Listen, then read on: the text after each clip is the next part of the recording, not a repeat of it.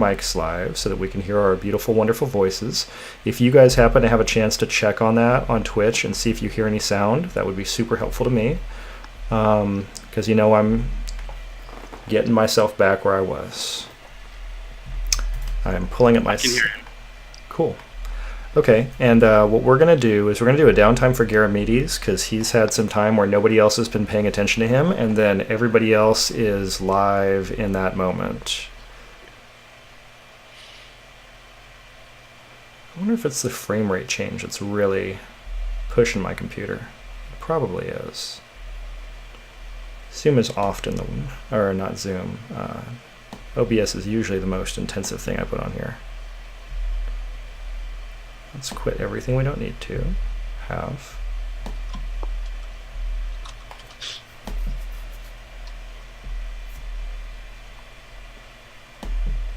That's going to help a little bit. Okay, so Garamedes, what do we want to do for your downtime? I completely forgot that was the thing, so okay. I have... Well, let me do some bookkeeping with everybody else while you think about that. Everybody gets 4 experience points from last time, and that's going to include Garamedes because you might want them, in which case, then you'll have them. This is going to be the day to use experience points. And remember, we can use those for short-term benefits, we can use them for rerolls, we can use them for advances. Any and all of the above are okay. When we finished the last session, some things that we know: this supposed comet is a nanotech weapon that has the aim of destroying the civilization of Arca. It was launched by another civilization whose name is Velocia, and they are approximately on the other side of the planet. And 1,000 years ago, so who knows if they're still there or not. That's a thing. We also know that the current colony could potentially become the target of the comet. The nanotech weapon did say it was open to consuming your civilization instead of Arca. So that's an option that's on the table. What else do we know? I'm purposely staying away from Paragon 9 for a second. We know that Ho Shen is currently constructing turrets and being very friendly. He offered Ten Lao the chance to use his emergency escape and to... Oh man, I closed our Roll20 window. That's what that was. He offered Ho Shen the chance to escape, or Ten Lao the chance to escape and get into his one-person space bubble to get out there. But I still see it here. Do you guys still see the Roll20 viewer? Yes. This is super weird. Can anybody make a roll on anything? I'm just curious if it's going to update.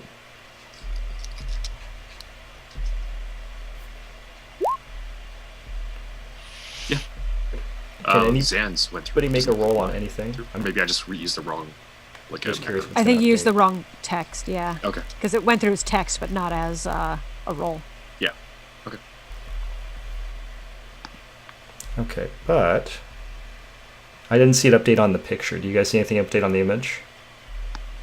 On Twitch? Yeah. I still see the bubble and our flight path. Oh, on Twitch had. Yeah, just wondering if you see the Roll20 viewer update, because I didn't see anything change. I did not. I think no. that element's It's frozen and I'm going to have still- to update it. Yeah, it still says the, I think, the speed success roll from the very last time before this session started up. Well, I can get this doing a thing, I think. So let's do that.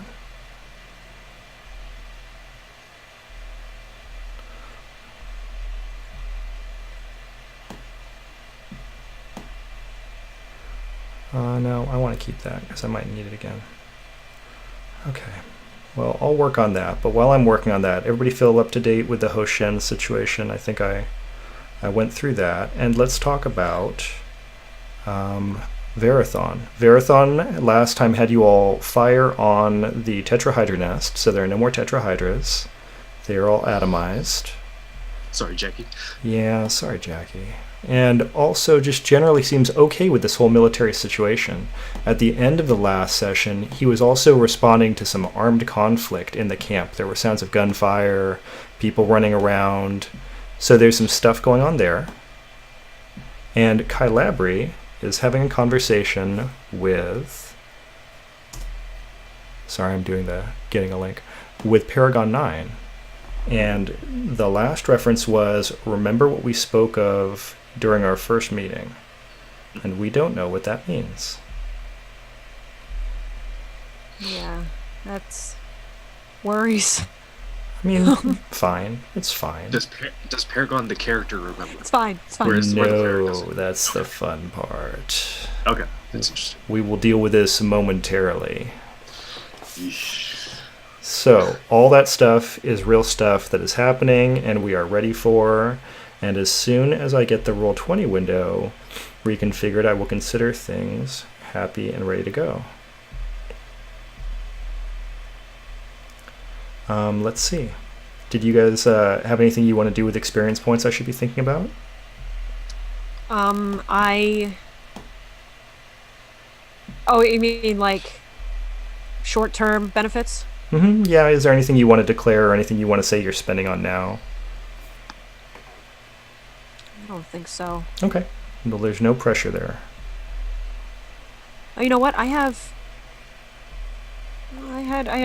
3 previously 4. You know what? I can advance and take a new skill. I'll do that because understanding Numenera seems like a good thing to get myself out of the hole on. If you want to. I mean, you do have Gary this time. That's true. Yeah. That is true. Looks like none of my intrusions really apply, at least in the moment. So Let's see. I think I'll save it. I haven't looked at my intrusions. Yeah, if you guys find something Oh, that you think God. would be cool and you're not sure if it works or not, let's assume you guys can do it because, it would be cool. And that's pretty much all I look for in a thing. Okay.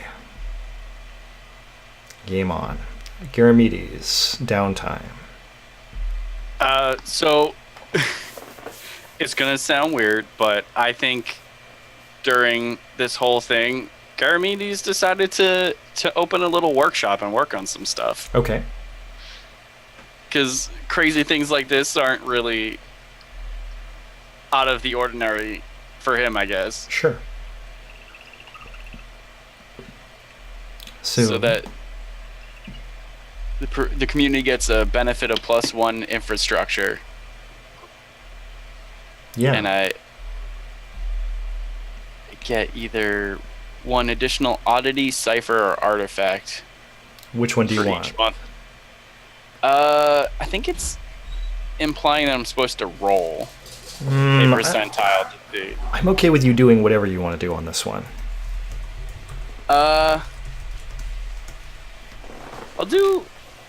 I'll do an artifact. Why not? Hahaha, why not, right? That Nice. sounds good. I like that. So let's do an artifact. And I wonder if I have an artifact randomizer. I believe I do. Ooh. Is there a deck of artifacts in here? Maybe not. I think I just have ciphers at hand. This is a thing that I will have to look up. So let's find the artifacts, which I am currently finding. Dun dun dun dun dun. The Numenera. Part 6 of Numenera Discovery. Chapter 18, Artifacts. Artifacts Table. Bloop. Okay. So at this point, would you like to roll? Sure. What am I rolling? It looks like it's another 100 table. D100? Yep. All right. 24. 24. Oh, that's weird. Okay. You have an ecstasy paralyzer. Oh. The words I did not expect to say to you today. Fires a beam of energy that inflicts no damage. Instead, it affects the target's mind, filling them with such pleasure that they lose their next turn. It is a rapid-fire weapon. Wow. The words that are things. That could be lewd. And it is a d6 plus 2 in level. So please roll a 6 so that you can have a level 8 ecstasy paralyzer. Okay, level 5. Oh. All right. You can spend an experience point if you want to re-roll it. Nah, it's all right. No? Level 5's fine. Okay, all right. So Don't want to get greedy here. I do think at the end of a game you want to get greedy personally, but that's just how I play. Hey, my luck, I'd roll like a 1. I mean, you tell me how many experience points you have and how worth it is to you. So, okay, so we got that. You have now done a thing, which is there. Okay, where do we want to put Garamedes as it starts? Let's talk about how the camp looks right now. Right now, there is an open revolt. There are the Silent Chorus, the people who are wearing robes. They have appeared. And they seem to be grabbing people physically when possible. And then something happens, which for you is not even a thing you need to roll for. You know what nanites look like. And the people they grab are becoming disassembled. Their bodies are just melting away, and you see just flesh lifting off of bones, and bones atomizing, and everything just floating up into the air. And it seems to go towards the colony. The Broken Arrow are the number one group of people that are combating them, so they're getting into really physical close quarters combat and are getting atomized as it happens. They figured this out pretty quick, so they've started to fall back and form like a defensive position around the city hall, but this is definitely something that's happened a couple times. The Splendid Form is mostly gone now because of this. They did not figure it out as quickly as the Broken Arrow. I'm going to switch back to our initial page and put the players there. So, long story short, there have been some casualties. I'm sure there's a perfectly reasonable explanation. No, Paragon 9, I don't know what you've gotten yourself into, but this, oh my god. Yeah, so City Hall is where the Broken Arrow has fallen back to. So that's kind of ground zero for holding position. Again, Splendid Form, a lot of them are gone. Hoshen is holed up in their laboratory. And Verathon is leading the Broken Arrow at the City Hall. So all that's currently ongoing. Kylabri, not seen. Silent Chorus, apparently destroying people with anites.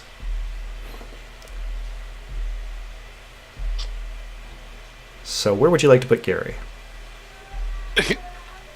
Where are the rest of the players? They are in a dropship, flying back towards the center of the dropship landing pad, and we're going to see what happens to them in about 2 seconds.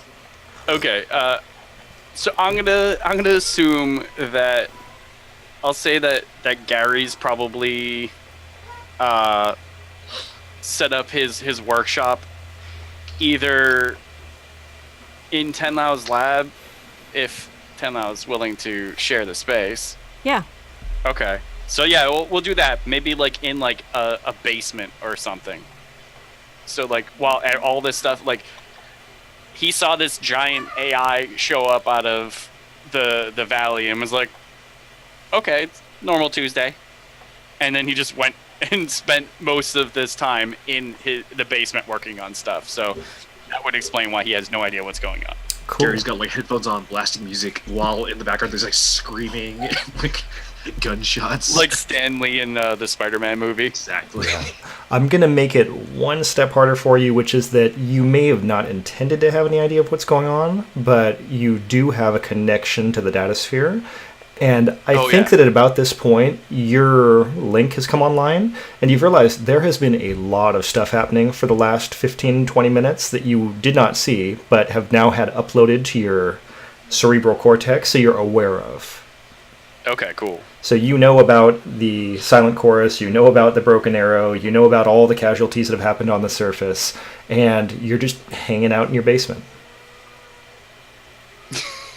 Listening to Zeppelin, welding something. He's like, they're crazy. Yeah. They call me crazy, but they're crazy. So you're going to have a lot of stuff to deal with in 1 second, but first we're going to jump over to what's going on in the dropship. In our last moment of the game, last session, we had Kylabri, leader of the Silent Chorus, talking to Paragon 9, and they said, Paragon 9, remember now what we spoke of during our first meeting. And you hadn't remembered this. Your mind was blanked. For some reason, this entire memory was erased. And now you focus again. By the way, you're supposed to be flying a dropship. But don't worry about that, because while this is going on, suddenly you are back in the mother colony, in that room covered with the long, elaborate wall drapings. It's a very intimate and very I don't know, let's just stick with intimate. It's a very intimate, exposed space, and it's very uncomfortable for somebody like Paragon 9, who has really put the it before the them. So now you find yourself meeting with this person, Kylabri, wearing the open shirt, reclining Jeff Goldblum style on this couch, and making very, very serious eye contact. And they say to you, Paragon 9, you at one point lost someone precious to you, did you not? Yes. And you feel as though you are less important than the whole. You understand the importance of working together. Yes. I'm sorry. I didn't realize that was a rhetorical statement. No, Yes. it's really not something you need to respond to. I can tell from your mind what you are thinking and how you feel. I know what is deep inside of you, Paragon 9. I know the conflict that you feel at the flesh and its weakness and the ways that it makes you want to respond.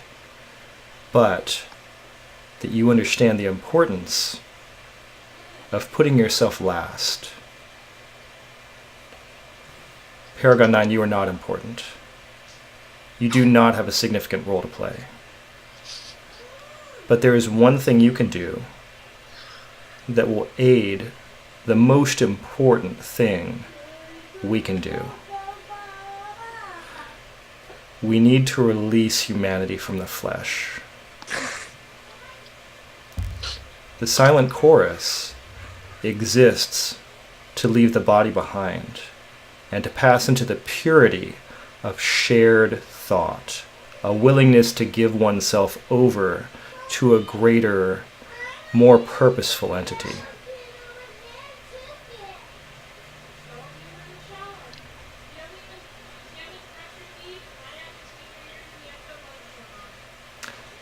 When you join with us, you will have the opportunity to let others leave the flesh behind, as we know is proper.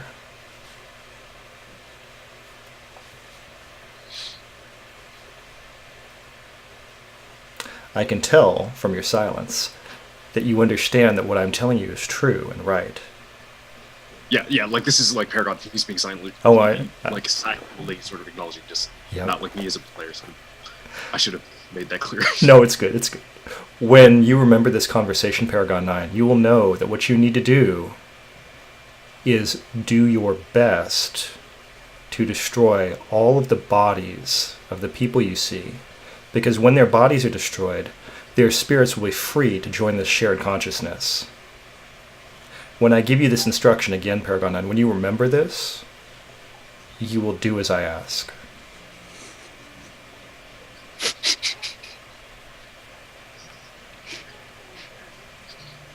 Understood, Master Plagueis. Sorry, Kyle.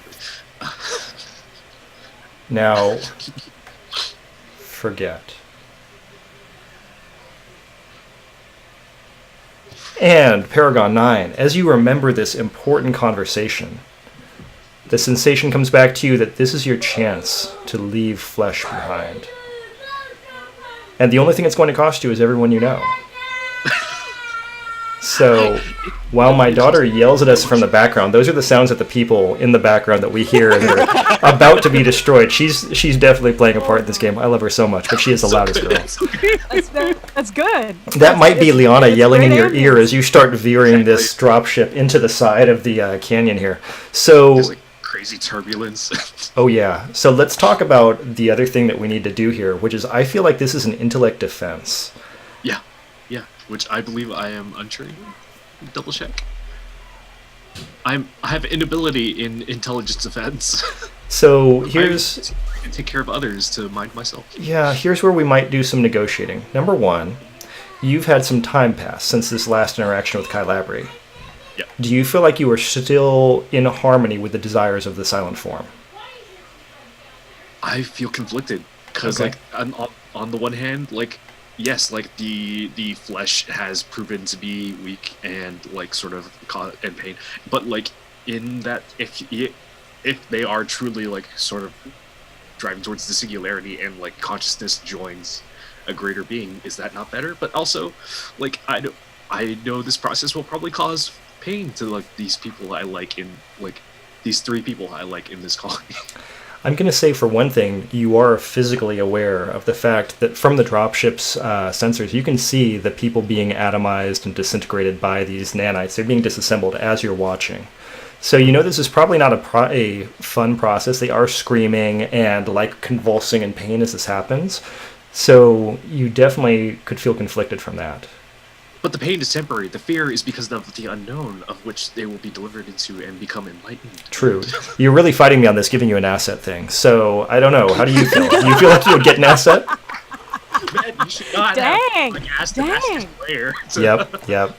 Yeah, Nit's totally fine with playing the villain from here on in. I don't have to do anything more to you guys. That's it. Great. So what do you think? Do you feel like you have an asset based on where you are versus where other people are? I don't think so, because he is so conflicted. I think he's like strongly in the middle. Like it's because he has such a close connection. These core like three people, or like four people, I guess, if we're including Leon. No, not really. Like that like sort of hesitates to him to like not be fully like, oh, okay, like that's like I don't like the splendid form, but like also like that fear, like seeing them, like no, I understand like that fear and that pain is momentary, but I do like I don't necessarily want to see that in like Ten Lao and Gary and Jackie. Understood. So I feel Even like, though I know that it might be better for them to, in the end. yeah. So I feel like you're just going to be making a straight roll. Yeah. Okay, and this is a difficulty of 5. It's okay. There's other people. Naval. I looked back over my player intrusions, and I have a couple ideas now. Okay, So, good. Roll away. Do I want big money? I don't know. Maybe I want some whammies. Who knows? 50-50. Well. Yep. And is there any reason you want to spend any experience or anything like that to do a reroll? Okay. I haven't spent experience for reroll so far. Like, why change now? So here's what we see. We see the dropship. It was banking and kind of turning in a way that probably would have collided with the chasm. That's stopped. It's corrected its course now, and what it's doing is it's flying directly at Ten Lao's lab. It is on a 100% collision course. If I could point it directly at Gary's forehead, it would be doing so. And it's going just straight forward. Ten Lao in the cabin, you're in the back seat, Liana's in the co-pilot seat, and yeah, Paragon 9 kind of fuzzed out, maybe kind of checked out, but what Liana's doing is screaming and hitting Paragon 9 on the arm and shoulder and chest, which is all metal, and it hurts a lot, I'm sure, and just like pounding and like shaking, and nothing is happening. So what are you gonna do? I am going to try and sever Paragon's connection to the dropship, because it plugs into it. So I'm going to try and cut that cord or plug or whatever power switch on, not on the dropship. I don't want us to fall out of the sky, but Nope. to drop that, to cut that cord, that connection. Cool. And are you physically cutting a cord, or is this a mental breaking of a link?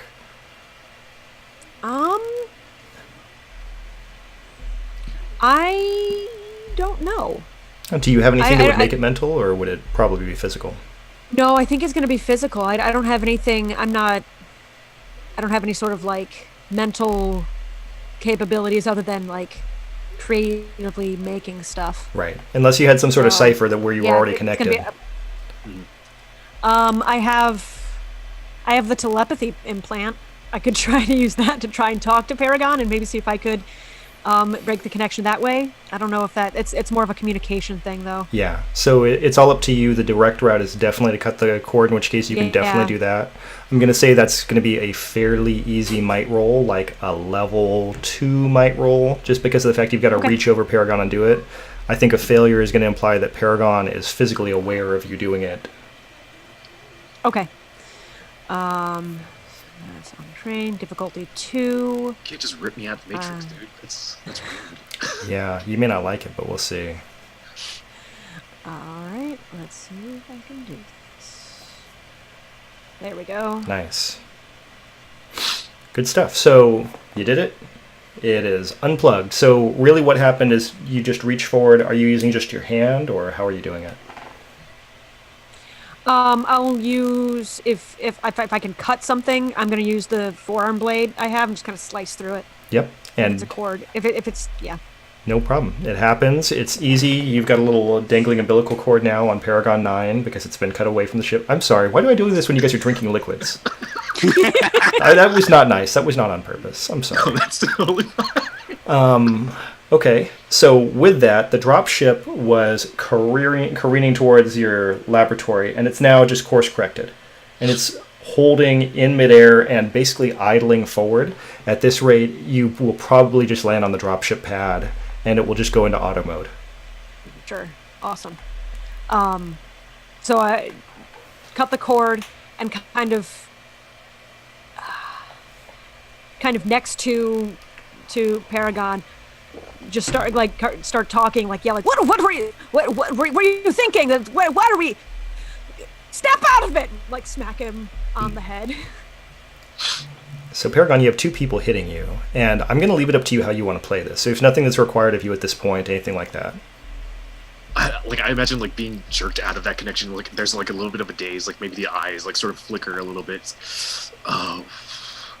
Like they're like it registers that it is being hit.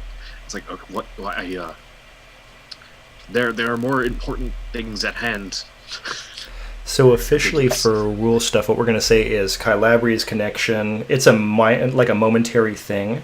It was a lucky break that he chose then, or maybe it's a lucky break that they chose then to use their particular ability, but it's not going to be an ongoing effect. It doesn't have a lasting thing on you, anything like that.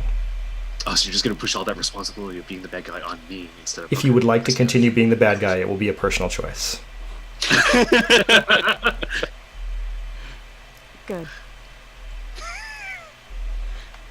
So there is that.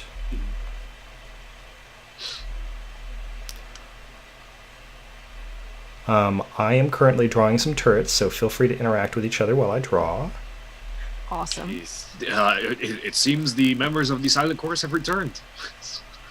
Just gesturing out the cockpit windows. Clearly, this is a problem. What do you mean they have returned? Were they missing? Well, no, like last Members. I thought you said Yeah. memories. Sorry. No, the members, the ones that we, like the 30-something that we found out were missing last session. Sorry. No, the members have returned. I don't know anything about memories, though. And like we're watching people just get dusted. Like, Clearly, they need to be stopped. We need to land and take stock of the situation. This is probably what Verathon was referring to. yes, we should find Verathon. Yes. Oh, great. So the dropship goes and it lands down. As you open the door of the dropship, you hear from the automatic weapons fire. The position that the Broken Arrow is holding is still by the city hall, so they're a little ways away from you. You're a little bit closer to your lab than you are to the city hall, but they're still both in very close range. As you look out the door, you can see some of the Broken Arrow members firing on the Silent Chorus. Here's an interesting fun thing that you notice is happening with the Silent Chorus. When they are being shot at, you see little wispy clouds going out of their back, and they are still standing and nothing changes. So cool. Oh, no. So... Oh, no. Yep. I mean, look at them. They're so cool. They obviously can't be the bad guys if they're that cool. Yeah, I mean, that's how it works. I think you just described the plot of every Batman comic. Yeah.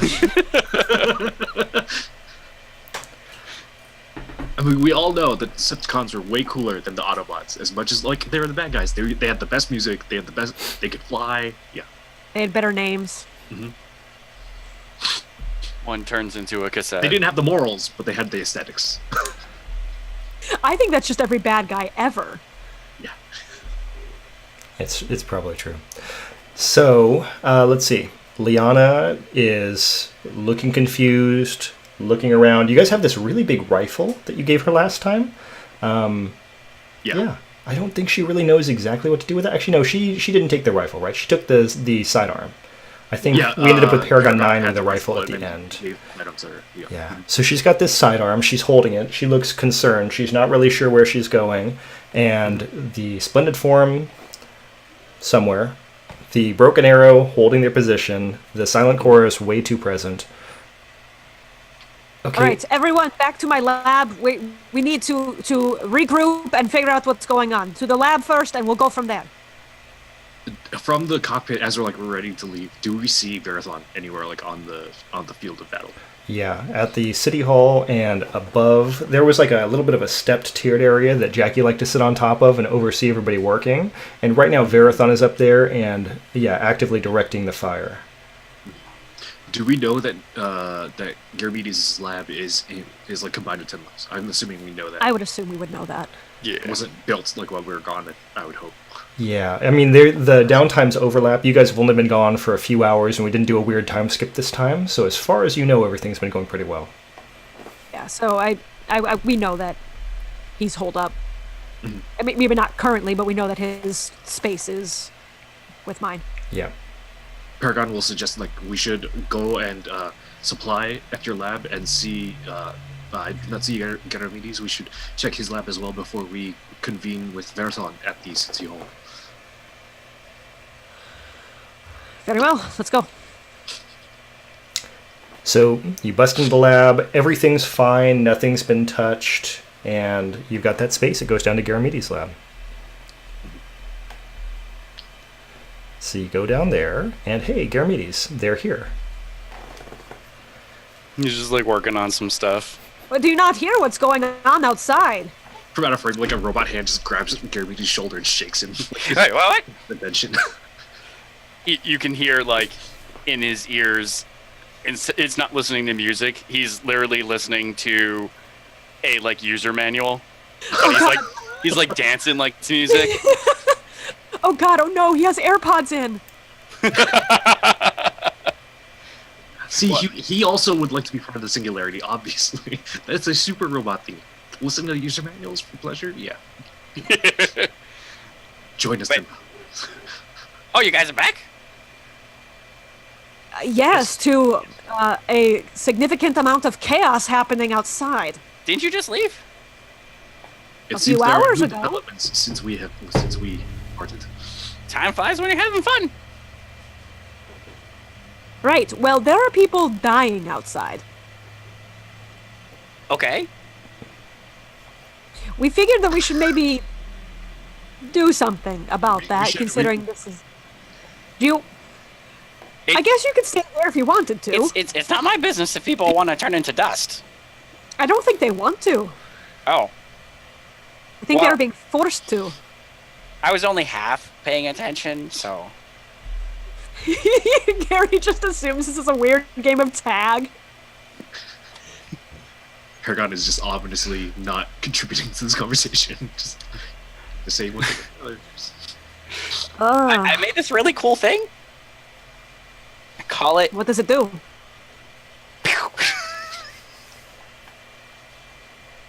I guess he's gonna shoot Ten Lao with it just to see. Well, Okay, that's a way to react, Alright. sure. okay, Well, you gotta test it at some point. sure. Okay, Paragon so Knight's not the only bad guy, I guess. It's speed. It's temporary, right? If it's not temporary, I won't do it. I thought it was a short-term thing. it's going to What be did you temporary. roll? So Oh, it was the The ecstasy paralyzer. Okay, ecstasy okay. paralyzer, yeah.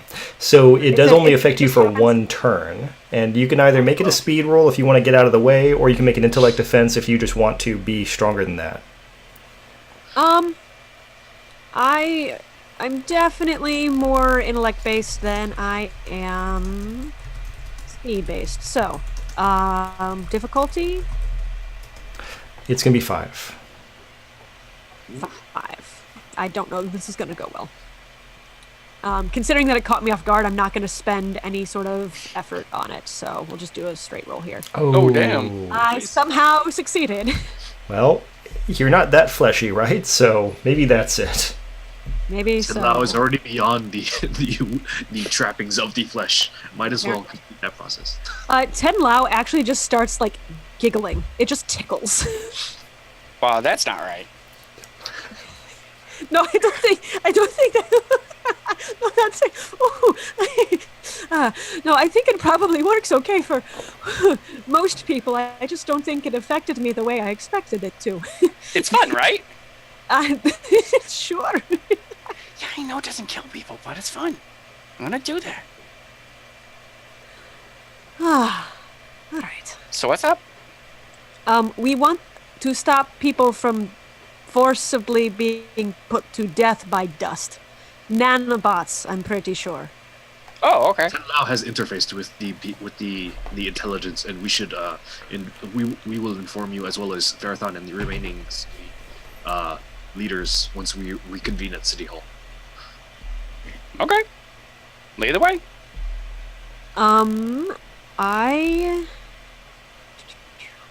Would I be able to run to my lab and just... I feel like I would have, like, a cipher or something there, but I really kind of just wanted to... I don't have anything in mind. I kind of just want to randomly roll to see what cipher I've made recently. I am so on board with that. I have an open slot, so I figured I'd just, like, run in and grab the first thing I see, regardless of it, whether or not it might be useful. Okay, you want to do that D100 roll? Absolutely. Excellent, excellent. I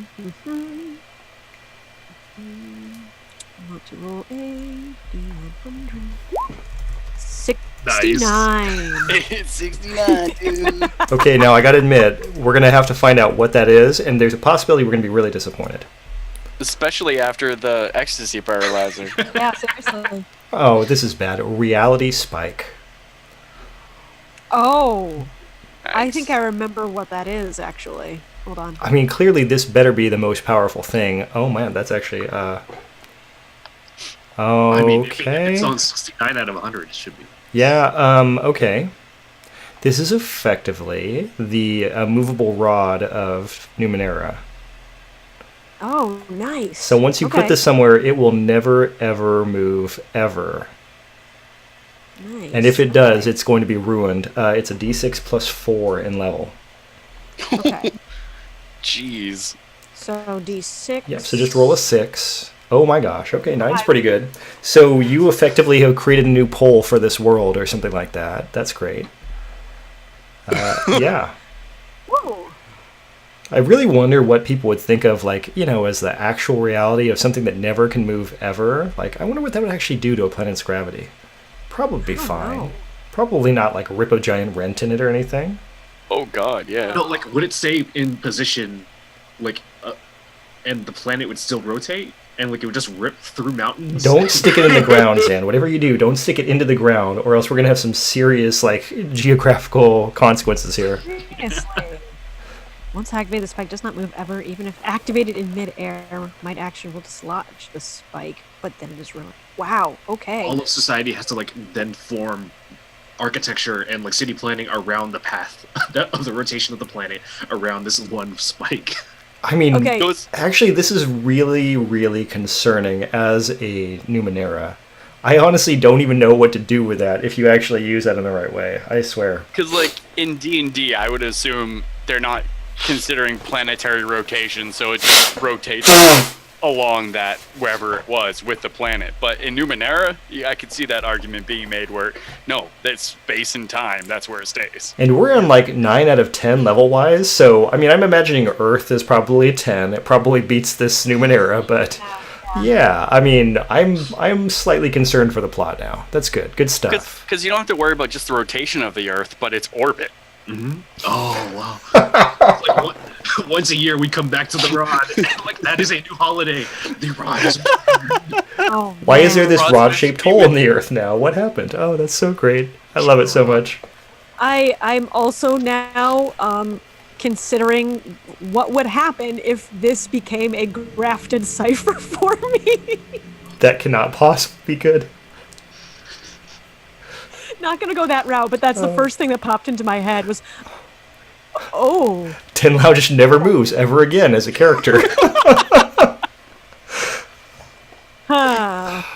Oh, yeah, and Bonnie, of course, points out that we really do have to pay attention to that we really don't want the plot to be predictable. Ciphers are so much fun, but something like this, it could go so ludicrous so easily. I love it.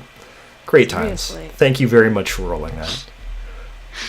Oh Yeah, my. that I'm not expecting that. It's actually not the one I thought it was. There's another one. It's like it's memory spike or something like that, where you like stab it into someone's neck, and it like you can alter their mind in some way. I don't remember what it's called though.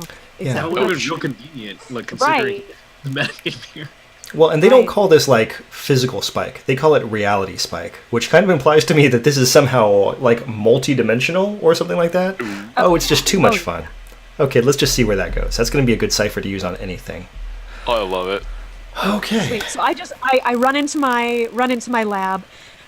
First thing I see on the table is this rod, and I just grab it and I put it in my pouch or satchel or whatever I might have, and run out the door with the rest of them. I would love to have a 1-minute interaction here as a flashback between you and Hoshen describing this reality spike. I was gonna Sweet, say, like, yes, yes, yes. Hoshen thinks he's hot shit, but he hasn't made one of these. So Yes, that sounds you've, great. I imagine that you've called him into your lab so that you can dunk on him on this amazing spike that you've made. Yeah. Yes. Okay. Right. And so Hoshen is standing there, and he has his like crafter arms up, and his lenses are trying to focus onto this spike. And he says, "Oh, what does it do?" It never moves. That sounds pointless. What's the point of making something that doesn't do anything? No, I let me describe this differently. It nothing, time, space, a person, nothing will move this. It is a rod through reality. All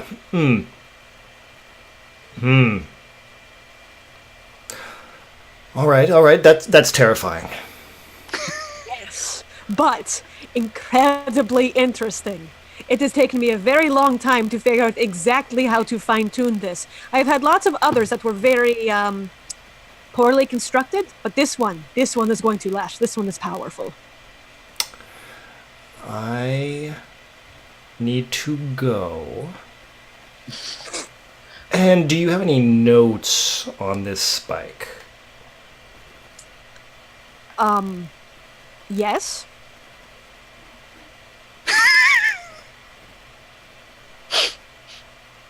Yes, I do. Fine. I'll go now. He just Now I'm can't. imagining Hey, him hold going on. back to his own lab, and he has a rod, but all it does is move. Shit. And there's like lightning in the sky, and he goes, "Curses!" Here's a question. Did this interaction happen before or after he offered me the teleportation? I think probably before, but I also don't think it Okay. matters because I feel like he's in a place of deep personal jealousy over the fact that you created something he doesn't really understand. Awesome. Cool. Yeah, no, that's perfect. That was like the final thing that it took to convince him that you are worth his attention. Maybe And what that's I'm really saying. what happened. Was he saw that and he's like, "Oh, Oh, okay. That's what we're. All right, you're coming with us now. yeah." I see. You're on my level. We could work together. So good times. Something to really look forward to with Hoshen. That is brilliant. I love it. I'm going to recenter you folks a little bit on the cameras. I don't feel like you're as centered as you could be. And then let's figure out what we want to do next. Liana is impatient. She is kind of like pointing out in the distance to what's going on. She says, "Okay, are we getting out of here? Because we really need to figure out what's going on in this colony." Yes, we are going to go see if we can find Verathan. He seems to be the one that has taken over defense, if not protection. Okay, yeah, let's get out of here. Paragon will take point and lead the way to the city hall. Oh dear. Sounding good. So you guys start going in the direction of City Hall. Nope, this one. Yep, okay. And why am I not seeing anything update on that roll 20? I'm not liking that. Okay, that's good. And we're good. And things are great.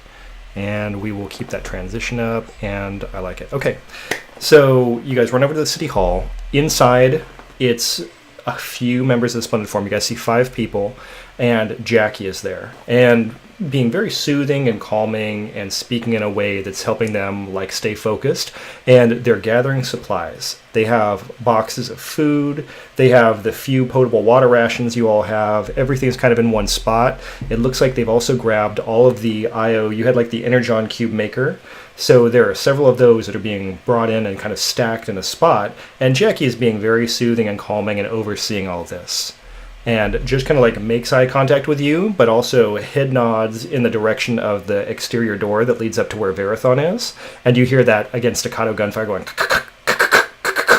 in the background, and Jackie seems very preoccupied with what's going on. Is there anything about this entity that's like controlling the nanobots that Gary is familiar with? That's a great question. We can do this intrusion now if you want, because it was suggested to me last game and it was so good. So, Gary, this one's for you. And then you get to give one of these to someone else. I don't know if you guys remember this from last time, but this was totally out of your mouths. I will give it to Ten Lao. Okay. Seeing as they let me shoot them with my ecstasy gun. So something that they thought of last time, which has become canon now, is that the reason that you have such accurate information about Arca is because of the fact that your datasphere link is more of like a local WAN link to the entity that is inside of this nanotech device, rather than being something that is global to the universe right now. So you have 1,000 years ago real life data from this weapon. So yeah, you're directly streaming from it right now. And let's say this is that moment where Gary realizes, oh, that's why this device keeps telling me to kill everyone. I'm not a psychopath. I just actually am interfaced with a weapon currently. So yeah, that's where we're at. Cool. Thank your fellow players for throwing you under this bus last game. No, that's perfectly fine. I love that. Cool. Because yes, Gary has always been talking to an AI in the data sphere. Yep. Speculation makes the best canon. Yeah, and how many AIs have you been speaking to? I mean, who knows? But this particular one is apparently the nanotech weapon. They're pretty cool. Yeah, I'm going to give it a name. I'm going to say the designation for this unit is Velocia Automated 12. That means they had to load more of these things. Think about that. Yikes. Do not like. So. I mean, do like, but do not like. Right. Well, who knows where the Iron Wind really comes from, right? I mean, 11 of those things would probably do it. Jesus. So, with all that going on, and we know that everybody's doing a good job in this room, how do you guys want to proceed? I'll probably. My IO that they're stacking and appropriating, and then go up the stairs. Yeah, I was gonna say go up to Verathon. Yeah, did you say you guys are basically sticking one under each arm as you run? Is that what you're doing? No, the I just IO? like side eye. I'm like, that's mine. You shouldn't touch that. I don't. It doesn't seem like pertinent to Paragon. He just like notices it and it kind of moves on. Okay. I as we're going by, I just like, again, kind of just making sure that I have what I need. I'll grab just 1 or 2 units of IO because I know I can use them in a pinch to create stuff. Yep. I guess as we're moving, Gary's gonna be like, so let me get it straight. People are being turned to dust, and you don't like that? Why would we like that? Well, like, they're joining a greater thing. Like, don't you want to feel like you belong? I do belong. I belong here. We all belong here in this community, building it together for a greater future. What? But How are we supposed to do that when we are simply dust? that gives you immortality.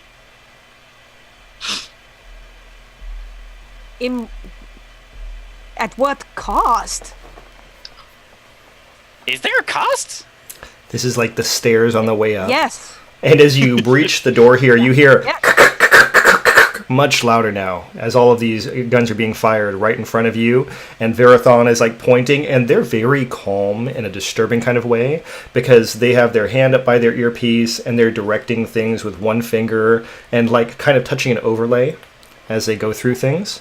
And yeah, they're just right there at the center of everything. There are 4 members of the Broken Arrow up here on this balcony that are firing down, and you can see there's more on the ground. So I go up to, after kind of like giving Gary like one last, what the heck are you talking about kind of look. I go up to Verathon and say, what is the status here? Where can we be of most assistance? Verathon silences you with a hand for a second, taps one of the people on the shoulder, they stand up, they make some sort of complicated hand sign, and then from there that person takes over. You see them take the display up, and they start directing the flow of fire, however we want to say that, and Verathon now turns and faces you all. Things aren't getting any better, that's for sure. The Silent Chorus, they're not going down. They're not stopping. We can't stop them. Every time they touch someone, they disassemble. They look at their wrist communication. We have 1 minute before the portal's going to open. I'm going to take everybody in this building back to the Mother Colony. What about any other survivors? That's too late. 1 minute? How did you activate the portal back to the Mother Colony? Because I'm a trusted member of the Mother Colony, I've had a communication on with them the entire time. They're opening it for us. We need to make sure it's confined and it's contained so that we don't let through more people than we intend to. This infection, or whatever this is, can't be allowed to spread.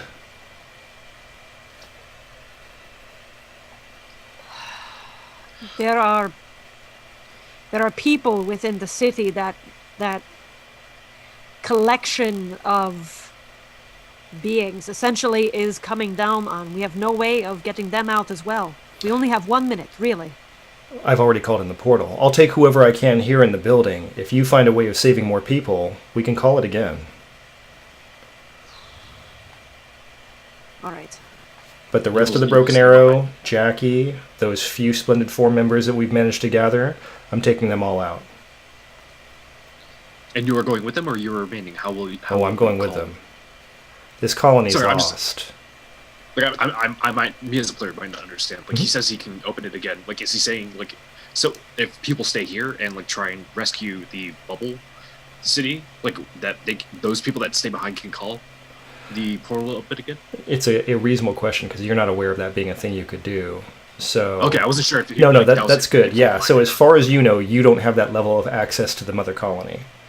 Like, you don't have the command code. No, but we do have communication. We could call back to Verathon himself and ask. Theoretically. Mm-hmm. Yeah, we did have communication with the Mother Colony. Yep. So Verathon tells you if you're going to solve things, you're going to have to prove that you've got them solved. We can't just let whatever is going on here affect the Mother Colony.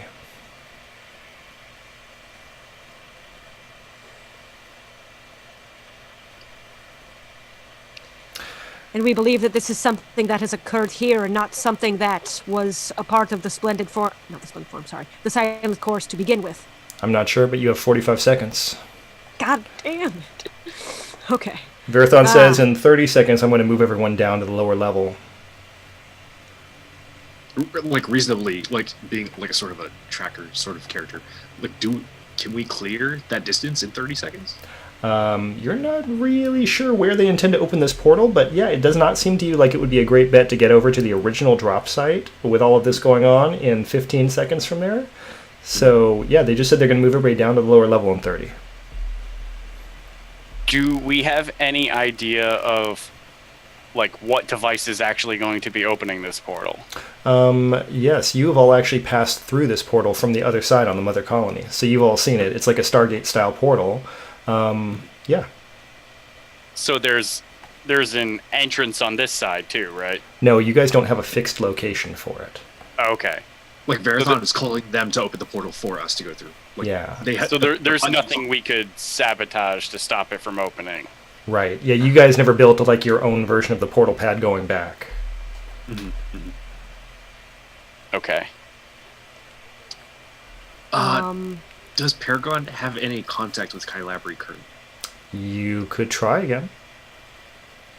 Yes, if he could do that, like, sort of silently and, like, not getting too much attention. If he could, like maybe sub-vocalize with, like, his communication device Sure. that, like, they all had implanted and stuff, and try and contact Kylabri. Like, he'll give Kylabri the heads up on this portal's gonna open in 30 seconds. Cool. Okay, go ahead and make an intellect defense test. You've got to make a difficulty of 2, and then you've got your inability. Difficulty 2. I will spend an effort.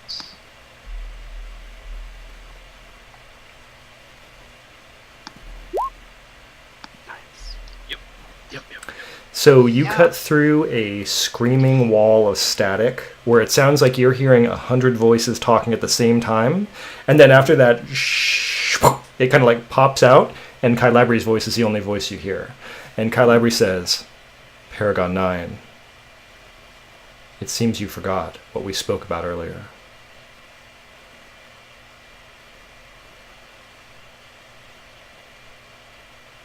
Is this another thing that, like, my characters remembered, or is this just... They're probably talking about the first thing, but maybe they're just being obtuse. Who knows? Yeah, okay.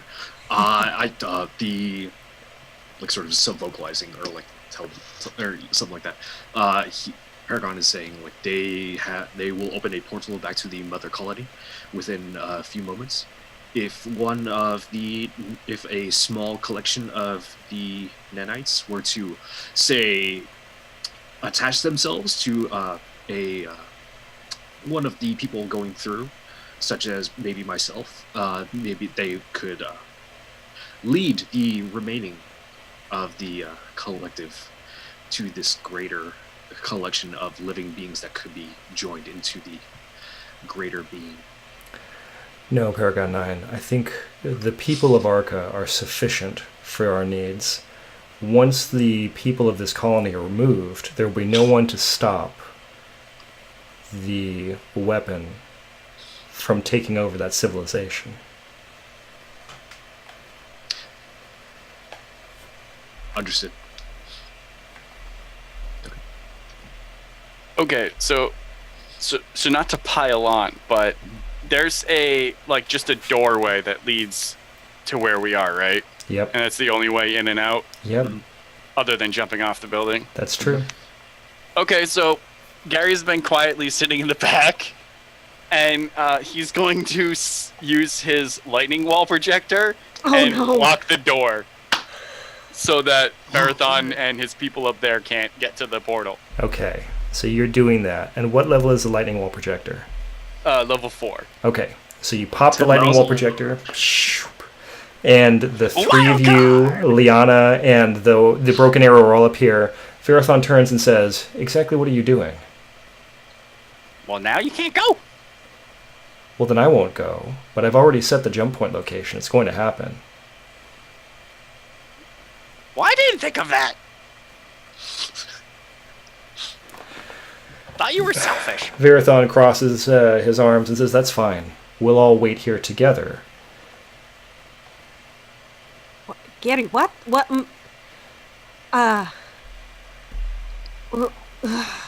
We didn't have a lot of time to think. This bought us 10 minutes, I thought. Yeah, you guys notice all the fire team down below, they start retreating into the building.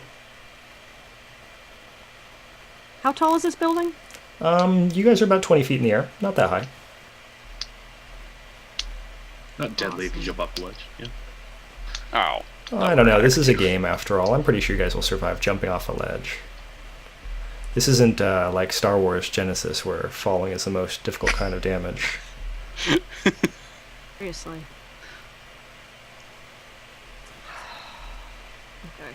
Okay.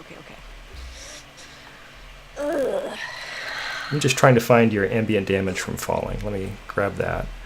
Okay, falling 1 point per 10 feet. You guys can easily do that. Okay, yeah.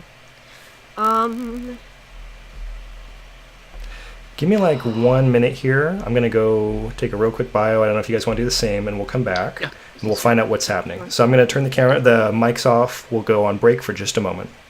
Yep. Awesome.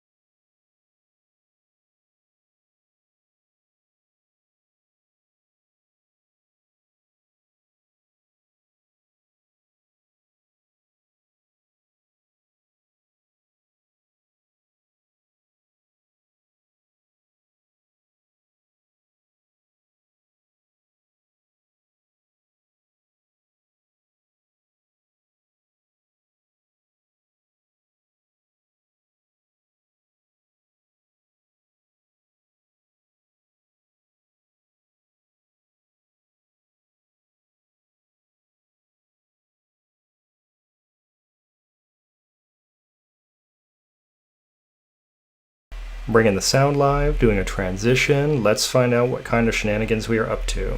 So we threw down the lightning wall barrier. Everybody's blocked off up here on this upper level. It's about 20 feet down. The silent chorus fire, I'm sorry, the Broken Arrow fire team has moved into the building. So as far as you know, it's just you, the 4 Broken Arrow members who are unnamed, and Verathon up here, and Liana.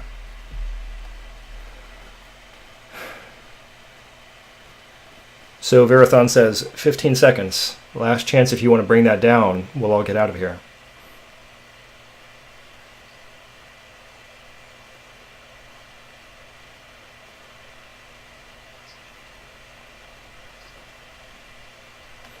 That's fine.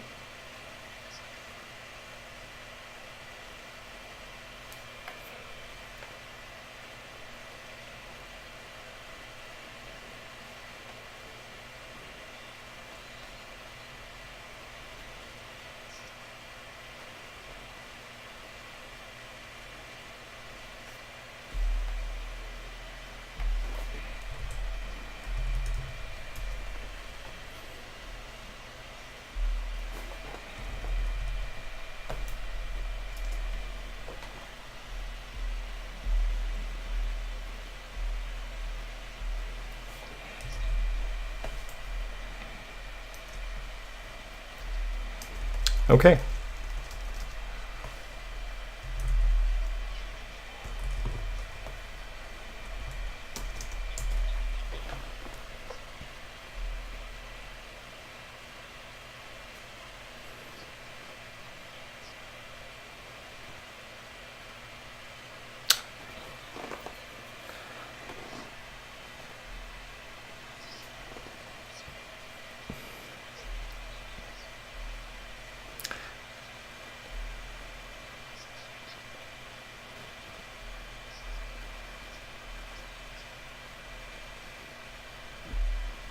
Oh no, Bonnie's saying that we can't hear anybody else right now.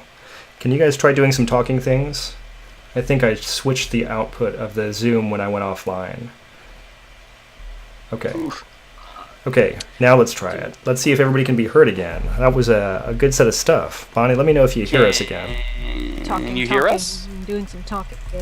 Words and words. Also some words. Maybe some Gonna words. dust some dudes.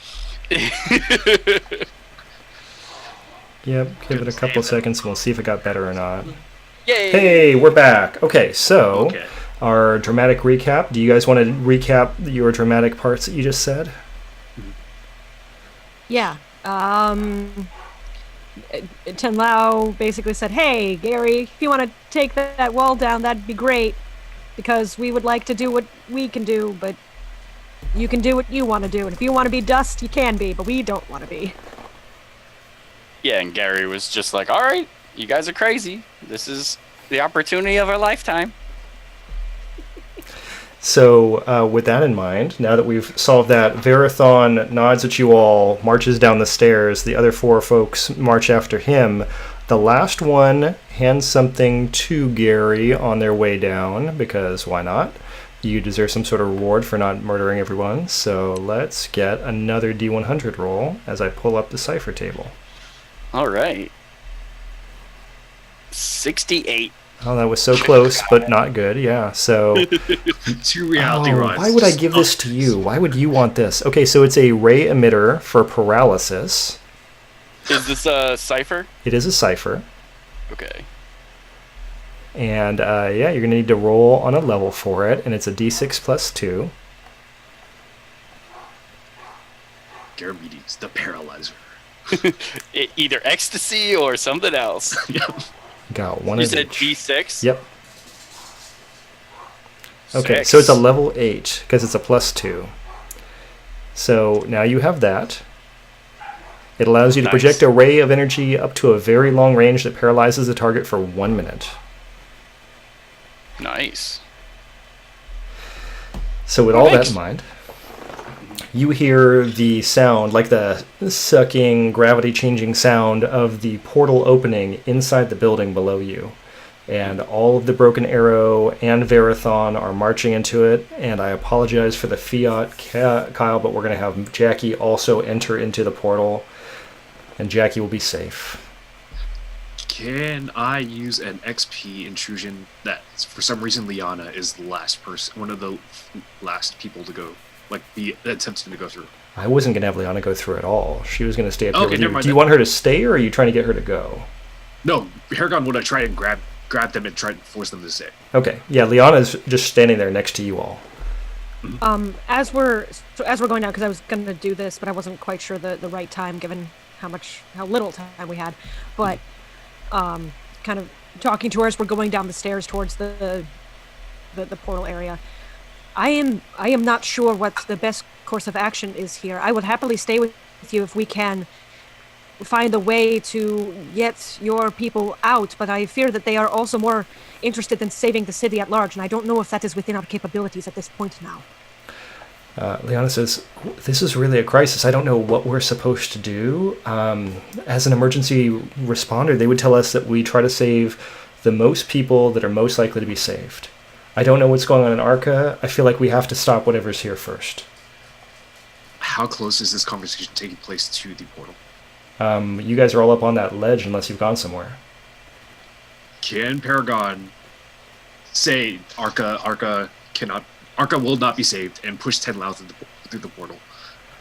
You can attempt to push Tenlau through the portal. Yeah. Tenlau, how do you feel about being pushed through the portal? So I would not. Tenla was already considering staying behind to try and fix what they could. So give me a moment here. Yeah, that's like kind of Paragon's reading on the situation. Like Tenlau is like thinking of staying behind and trying to continue to help. But Paragon doesn't want that. Paragon now this allows him to like get rid of the guilt of like dusting Tenlau, his friend, and saving them, but also like free Yeah. Okay. the flesh. So Yeah, that totally makes sense. So Like, it may be a sensible, like, we may have a good idea of what we want to have as a motivation. Tenlau, I feel like this is probably at minimum an opposed role. Do you feel like this is something you'd want to go along with for any reason? No, they were very much considering staying behind. So I especially being forcibly pushed through like that, I don't think they would just go along with it. Yeah. Yeah, I would imagine like anybody instinctually like trying to push you, you would instinctively would try and not be pushed, like regardless. So Right. how much effort do we really want to spend on this being an interaction? Do we feel like this is a role where we want to see if there's a winner, or do we want to say this is just a moment? Hold on, trying to. What's the distinction? Well, to me, if I was thinking about this, if I'm playing a game and my fellow player says, hey, I want to get rid of you, I could see that being a friction-causing moment. And then we're going to have a winner and a loser, and that may not be as fun. If we want to say this is a game drama moment, we don't need to have a role here if we're going to say, no, Tenlau is definitely staying, I don't mind. I do not mind like the chance of losing, like in Tenlau staying, because that is equally as dramatic. Right. Like having revealed Paragon has ulterior motives and is trying to like get rid of save you, and like it's more dramatic. It's like, what the fuck is wrong with you? What are you doing? Right. And to me, the distinction here is like making it a role makes it feel like it's a contest between players, and making it a moment of gameplay makes it feel like it's something where we're preserving the safety of everybody intact, and we can just say, how do we want this to play out? Are we good with that as an outcome? We declare what we want to have, and we negotiate how it ends. That Yeah, sounds even great. if Zan like says I feel very strongly I want Tenlau to say, I'm cool with saying like as a moment, Paragon fails. Like that is cool with me as well. Okay, so let's describe the starting action on Paragon 9's part. Let's finish it on Tenlau's part, and then we'll have our scene. Okay. Cool. So what was it that you said right before you went to push? So yeah, like Paragon is like firing, like making like leg shots at like the silent course that he knows are not going to go down, like Right. just acting like he's still like trying to save people, and like hearing this conversation, he will say like Arca will not be saved, and Arca will be assimilated and pushes. You literally say assimilated? Yes. Oh dear. Okay.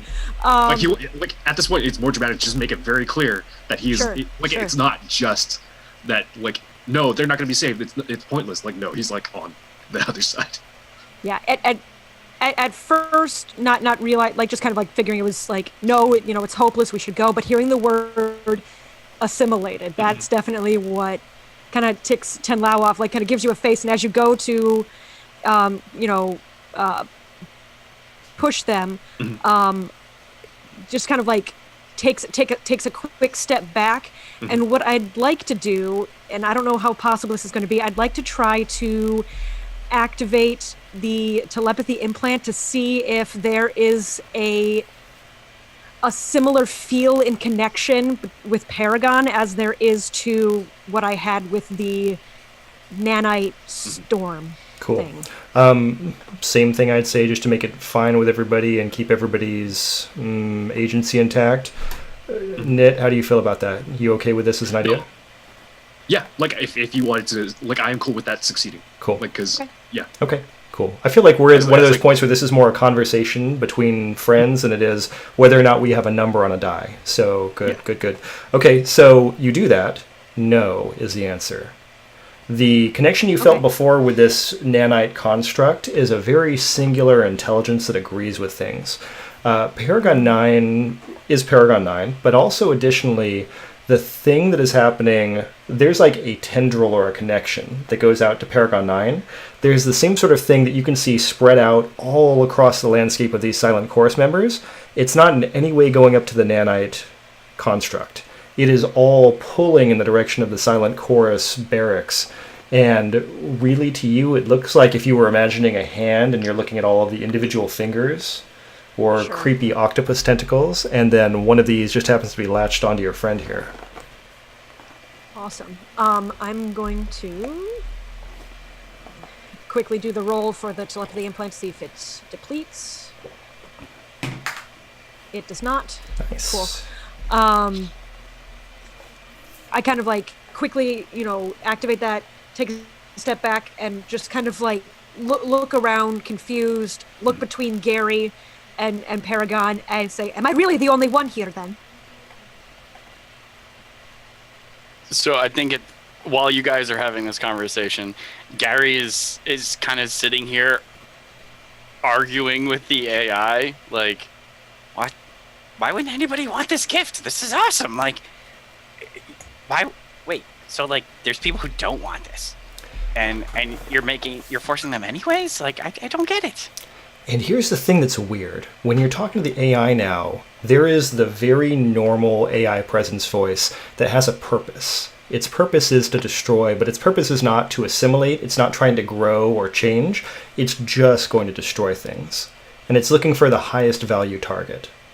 And so it understands this, like, I get 100 points if I land here. This place is 50. And so it's not really as interested in your colony as it is in this other thing. But there's something else that's happening. And it's like every so often you get these little static bursts where something's jumping in, and it's like it's trying to pull the AI in its direction. And so it's like you're having a conversation with somebody, but every once in a while somebody else jumps on the party line, and they are really, really trying to convince what's going on. Yeah. So the AI isn't trying to do the greater consciousness thing. It's just trying to wipe out life. Yep. It's not absorbing any of it. Nope. And that's clear now to Gary? Yeah, Gary's pretty clear on what's what, and you have two different intelligences that are competing here. One that seems very controlling, leadership-oriented, very consuming, and the other one that seems very neutral, but is interested in destruction. It also has a volume of information on the past 1,000 years ago, and you can kind of see where those two things are compartmentalized now. Okay. So neither of them seem like good things. I mean, that's up to you, really. But one is a bomb, and the other one is something that has decided that it's got the intelligence equivalent of a pyramid scheme going, and it's at the top of the pyramid. Okay. So, I guess during those conversations, when he finally like realizes that stuff, and Tenlao asks like, "Is anybody else with me?" He's gonna be like, "I was lied to. I thought this was going to be a reward. I could join the data sphere, but if there's no reward, then what's the point?"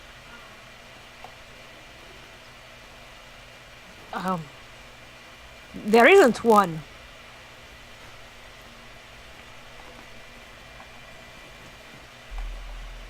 I'm upset. Would you... Understandably so. Would you care to be upset in the direction of helping me? Okay. What's Paragon doing? That was my next question. Yeah. I have no real direction right now. Like, I had one direction, and it seems like it was a bunch of malarkey. At the same time, you have all realized the portal to the mother colony has now closed. It just closed behind you. Damn it. That makes sense. Paragon's like shouting, like, no, why? You could have. Why didn't you go through? Because there are people here that I have to save. Ho Shen didn't make it through, and I actually kind of like him now. We have to see if there are people back in Liana's settlement to see maybe that they can come with. There are so many other people who need to be helped before we go back to the mother colony. Not to mention, I would really like to understand what the heck is going on here. What the heck, Paragon? Yeah, I need to intrude against Paragon 9, which is going to break all of this excellent drama. So Paragon 9, one of these is for you. One of these is for someone else. I'll give it to Gary for that interesting, like, sort of turning against, like this epiphany. Like, no, wait, I've been lied to. Like, that was super interesting. That was cool. Like, and then it turned, like, it was like 2 of us against Tenlao, and now it's 2 against Paragon. Like, that's super interesting. So yeah, Gary. Thanks. I like it a lot. So, the reason you are being intruded against is you are about to be attacked by Liana, and we need to figure out how you want to deal with that. Here is what she is doing. I need you to... How about you roll a d6, Nit, so we can figure this out? Okay. whatever like the worst outcome is for me. High is bad. High is bad. High is bad. High is bad. Big money. Oh, hey, great. Okay, so it's a +1. So your difficulty here is 6. No, I'm sorry. This is a different one. This is a 5 total. You need to roll an intellect roll of 5. Okay. I would say we would call it a defense, but I'm going to say that way you don't have to use your inability. You can just roll intellect. Okay. Train 5. Not spending effort because it's more fun to lose. Yep. Well, On brand. here's the good news. You may not have wanted to know this, but now you do. She stabs you in the back of the head with a data sphere siphon. She's basically, you have like a access port back there, and she basically just jammed something in the back of your head while you were talking to Tenlao. You are now in contact with the being that is known as Velocian Automated 12. This bitch. And so now you have a very clear idea of what this thing actually is. It is a thing that falls on a civilization and atomizes it, disassembles it for the purposes of having it not exist anymore. Mhm. There is no ulterior motive, there's no grand prize, it's just a destroying thing. And now you are also aware of that flickering static burst that's going on in the background that seems to be the equivalent of somebody saying, gimme, gimme, gimme, gimme, gimme, as they try to take over. Like there's someone hacking this AI, basically. Mhm, mhm. So, from context, I can assume that like it is Kylabri that is trying to hack the AI in order to make it from destructive to assimilation. That might be what he's trying to do, but you have definitely figured out who is doing it, yes. Yeah. I mean, that's like my assumption. That's what I think Paragon is just going to go make. It seems so reasonable. Yeah. Paragon's like locked up and like microspasm the servos, and like the different parts are microspasming with this spike in the back of his neck. So yeah, and with that, Liana says, I'm hoping that's going to help. Also, well, I don't really know what it does. But it's like it's like an uplink, right? Can I do a quick intellect roll to see if I can know exactly what it is that Sure. that might have done? It's a Or- cipher, so it's difficulty 2, but you do have your inability on understanding Numenera. I convinced you not to spend experience points on. Yeah, you did. Wow, I wasn't really going for that. That wasn't the purpose of that. I was just trying to let Gary be cool at what Gary Oh, I does. figured. Yeah, that's fine. Okay. Leon is a savage. She Yeah, I doesn't could- know I- what it does and just stabs me. I could roll to see if I understand it. Oh yeah, you guys can both definitely make rolls. Yeah, you Cool, guys you are at the said same what- time. What was the difficulty again? It's 2 as a starting difficulty. Okay, and I'm gonna spend a level of effort there. Sounds good. So I have also an ability called Knowledge Tap, where it lets me access the data sphere to learn a little bit more about something. Yep. Would that give me an asset? Yeah, I'd say you could do it as a free roll, or you could just say that you're going to get more information than Tenlao gets. Your choice. I'll just go for the free roll Okay. then. Yeah, so you've got it. You know what it is. Tenlao, you look at it. You've deciphered this fairly easily. This is definitely a data sphere siphon that's been pushed into the back of Paragon 9's head. It's like, putting a modem card into an old laptop. That's the thing they used to have, I think. So, yeah, Yeah. he's online right now. Sorry, it's online right now. My fault. You just kind of connected him to the information at large. I feel like he already. I don't know if You this is made going him to make like anything me. better. What? What? Um. I can talk to the data sphere. Yeah, if Paragon is now connected to the data sphere, can he communicate with I'm sorry, I didn't get with 12. Yeah, if you want to do it, you get 1 question. No, 2 questions. It's higher level than that. 2 questions. 2 questions. You can use those at any time, so don't feel like you gotta spend them now. Okay.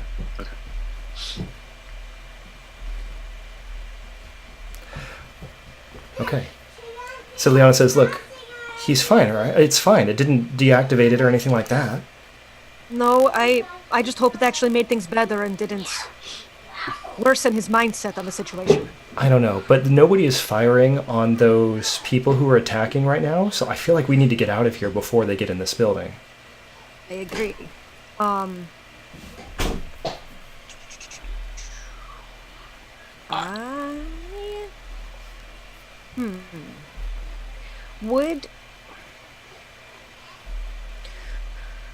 Would I know? No, that's not gonna work. Never mind. I'm going to activate my blinking nodule cipher, which says for the next 28 hours, each time the wearer of the armor the nodule is attached to is struck hard enough to inflict damage, they teleport an immediate distance in a random direction. Okay, very cool. Just to be safe. Yeah. That's pretty neat. Can't touch this.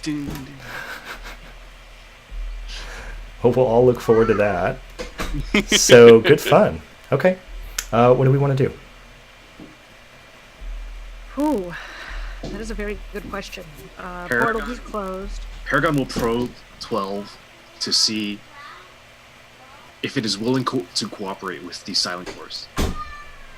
Okay. So that's a good question. So 12 has no idea of what this Silent Chorus mission is.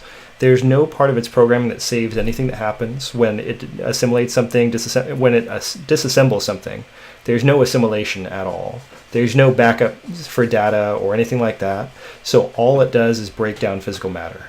So there's never been any promise of actual assimilation on its part. Mm-hmm. And to that, like, Paragon just assumes that, like, Kai Labrie and the Silent Course had figured out some way to do that on their end. Like, he's reaching, and... I want to admit I'm wrong! Exactly, he's making those leaps. Yep. Okay, that's... And I'll think I'll stew on my next question. There you go. That's good. Yeah, having one in the hole is always nice. Mm-hmm. Okay. So... what would the most defensible building in the settlement be? That's a good question. You're not sure what's going on at Ho Shen's lab. So that might be okay or it might be terrible. And then the only other buildings that are around are the Silent Chorus buildings and your own building. Okay. The Broken Arrow barracks, I'm going to assume, probably aren't defensible or they probably would have stayed there. Probably. I'm gonna... Tinlao's gonna see if they can get other people to go to Ho Shen's lab. See if there's... If nothing else, there might be something useful there. If not, Ho Shen themselves. I'm going to go see if I can find Ho Shen. If anyone wants to come with me, I'm not sure what we will find there, but we might at least find something helpful. Sounds good to me. Liana? Yeah, let's go. Paragon? Is Paragon paralyzed, or like is he like is it functional? Or? Yeah, Paragon is functioning fine. Everything is going fine. You just had more data sphere access for a second there. Okay. Go to Ho Shen. Like, why? Tinlao's just kind of glaring at you, like, you. Do we even want you to come along? Yeah, exactly. Like, you're inviting the dude who just tried to like save you at the cost of a city with lives. Yeah. I think I'm just having. Let me throw this out there. Realistically, Tinlao would say, nope, you're not coming along. But I also want to make sure that that's not something that would be... I want to make sure players are okay with that, because I know that sometimes... This is the breaking point, like that, me as a player, I knew like that was a risk. Like, okay. that if like this is the breaking point, like we are opposing forces, like that is cool with me. Okay, cool. As long as everyone is okay with that, and then I'm cool to make that stand. But I Yeah, wanted to Paragon, check like, on it. I imagine he's just standing there and he's like staring into like space, or it's staring into space and like communicating with 12. Cool. Like, not even really registering what you guys are going on about. Cool. So then they just kind of like glare at Paragon. Given the new development in your motives, I'm going to highly suggest you do not follow. Paragon like takes the rifle and like holds it out at the side, like disarmingly. Just Cool. So me, I try. Gary, I try. As we walk away, Gary waves at Paragon. bye. Paragon will wave. Yeah. Okay, so you all go in the direction of Hoshen. We'll cut over to Paragon 9 in a second. Heading to Hoshen's lab, I'm going to say we're just going to have you guys kind of like cut and break around some of these silent chorus members. They are not moving fast, and they seem really disinterested. They're not trying hard to do anything.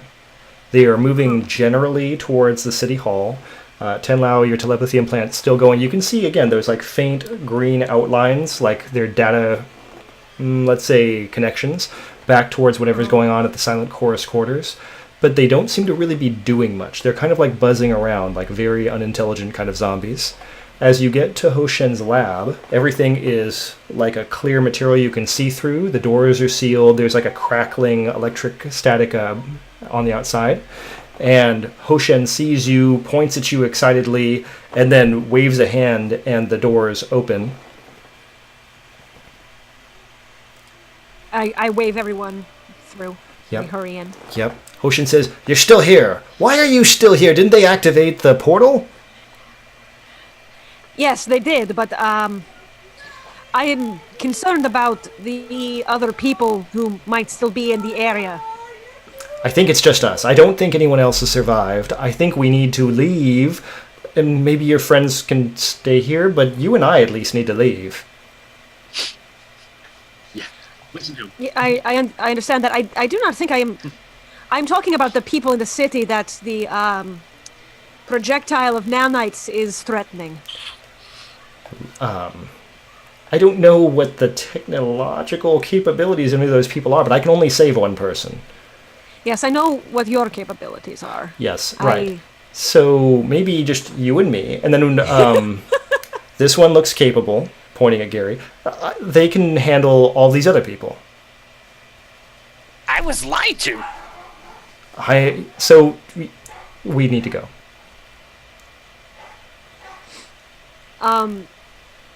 So the what I'm trying to play up here is the what's it called? Part of the where is it? Right. That my like initial link was that the only way that everyone here is going to survive is if I'm here. Like Yep. originally that's why I came on. So I'm just sticking with that. Like no, if I'm not here to help and make sure that everyone gets out safe, then this is going to be a complete and total loss. Yes, it looks like a complete and total loss, but you and I would be safe. Save yourself. I will take care of me. Fine. And he goes, blip, and he goes, pook. And so now you have all of Hoshen's lab and no Hoshen. Awesome. Bold. Awesome. That's very good. Gary is just, again, arguing with the AI. Like, no, I don't want to talk to you. Yeah, the AI just continues Oh, you're to mean. work on destroying things. It's working its way through this time barrier. The good news is whatever this intrusive intelligence is that's continually poking at it like a little swarm of bees, no, like a mosquito. It's not so multitudinous, it's one. But anyways, as it's getting these little mosquito bites, at the same time, it feels like that time shield is dropping and lessening as things go on. So is there a way to discern, like, what, if there's, like, some, like, central location that is in charge of all of these nanites that if we like were potentially deactivated would deactivate everything? Yep. Yeah, you have the equivalent of a like blasting cap or a detonation control that's going to send all these nanites out. So yeah, there's like a main control unit. And where is that located? That is in the center of the comet. Oh. Yeah, that's all. And do we all know this, or No, I'm going to just say that's Gary. Yeah, Gary has the idea Okay. that it's like looking at a projectile, and if something impacts and it hits the thing, and the compression is made, this central unit will go boom, and it will shoot nanites out everywhere.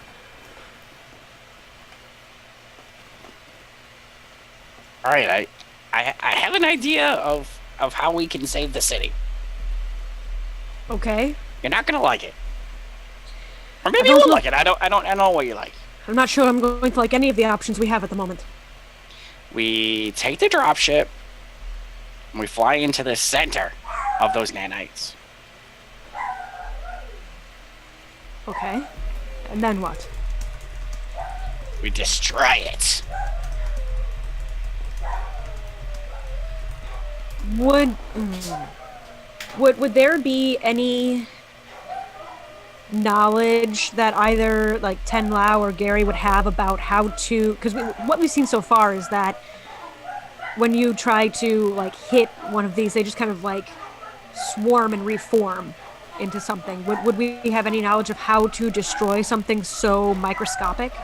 Well, here's the good news. You have the two of you, which means you have all of your skills that you guys both know. You're in a gigantic workshop, and Gary has effectively the schematics of what's going on in his data link. Awesome. Okay. So. So Ten Lau hears this and says, "Okay, knowing that, maybe." Sorry, I just read the chat about nannies. Sorry.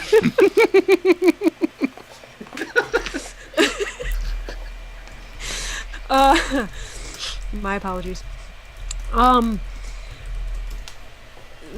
So they hear what Gary has said about flying the dropship in to try and destroy it, and immediately kind of like goes to Ho Shen's work table, calls Gary over, and wants to start working on something that might be able to kind of explode it from the inside out. The good news is I have a teleporter, so we maybe don't have to fly in. We just teleport the device into the middle. All right, we can work with this. If it works for you, Hans, if I could have just a second to imaginatively think about what might work for this, if you want to do anything with Paragon. Yeah, I no don't know. problem. Okay. Okay, so let's cut over to Paragon 9, who is standing in City Hall all by itself at this moment. Paragon would have made his way over to Kai Lavery's quarters. Excellent. Thank you for progressing the narrative for me. So you've walked over towards the Silent Chorus. The last time that you were here, they again had the long crimson drapings down over the sides. So it looked a lot like that initial tent you had been in. Now, as you walk in, it is bare. And you notice the walls are all plain, unadorned metal, going all the way up. That little side reclining couch is gone. And Kylabri is sitting on a cube. It just looks like a cube of metal. And it's sitting on this cube in a very upright posture, still wearing the long robe that is parted down the middle, and looking at you as you walk in the door. Paragon 9. Kai Lavery. Paragon 9, why have you failed me so utterly?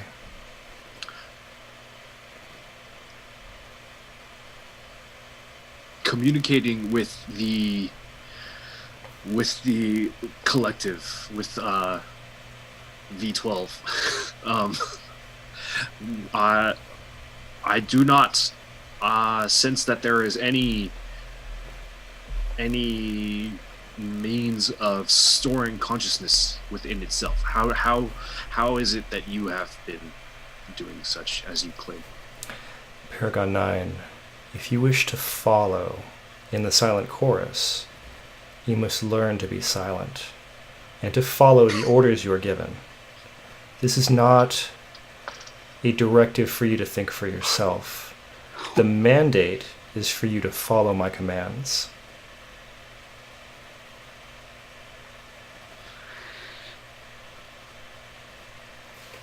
And you brought me, you embraced me because I was apart, but also separate. And as such, you have needed me to act uniquely from the rest of the silent course, as I continue to do. No, Paragon, you have no value. You are not an important part of this collective. You have failed in your most basic task, which is to follow. You had an opportunity to be something more than you are, as a meaningless individual. But you persist in having independent thought.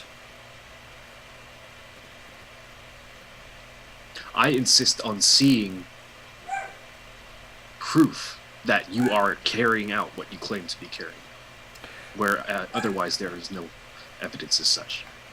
Paragon, what do you think that I have promised you? You claim to be incorporating these consciousnesses into a unified collective. Are you not? I am doing so. And where in which is this collective stored? Paragon, I sense distrust, a lack of loyalty, a questioning of my basic commands from you. It seems too soon, but if I have to show you what you want to see, I will. Proceed. So, Kylabri stands up. Mhm. It was sitting on a cube. Mhm. The cube, let's go like this. Kylabri's robes start to fall down from his shoulders down towards the ground, like the whole outfit is melting. And so for a second there, you've got a pretty nude human person. But then additionally, the cube starts melting. And then the building walls start coming down. And realistically, you realize that where Kylabri is standing, he's in a pool of nanites. Mm-hmm. Because the nanites are now pooling out, and they have assumed an area that is about 50 feet around in all directions. Mm-hmm. So there is this narrow sliver you're standing on, and then in kind of a lily pad shape, everything else around you is nanites, and they seem to be connected to Kylabri's feet. And you notice that Kylabri is decorated with these long tracings, kind of like circuit board tracings, all over his back and legs and arms and so forth, which are apparently long strands of nanites coming down to the ground. Mm-hmm. And then Kylabri raises his hands up in kind of an exalted position, and as this happens, the nanites all pull up out of the ground and form long, like, wings that expand out, and they go, where they're here like this, they go, and they break out into a whole series of tendrils, and now they're waving in the air around you. And you are about to fight Kylabri as a gigantic being covered in nanites that is about to attack you and consume you.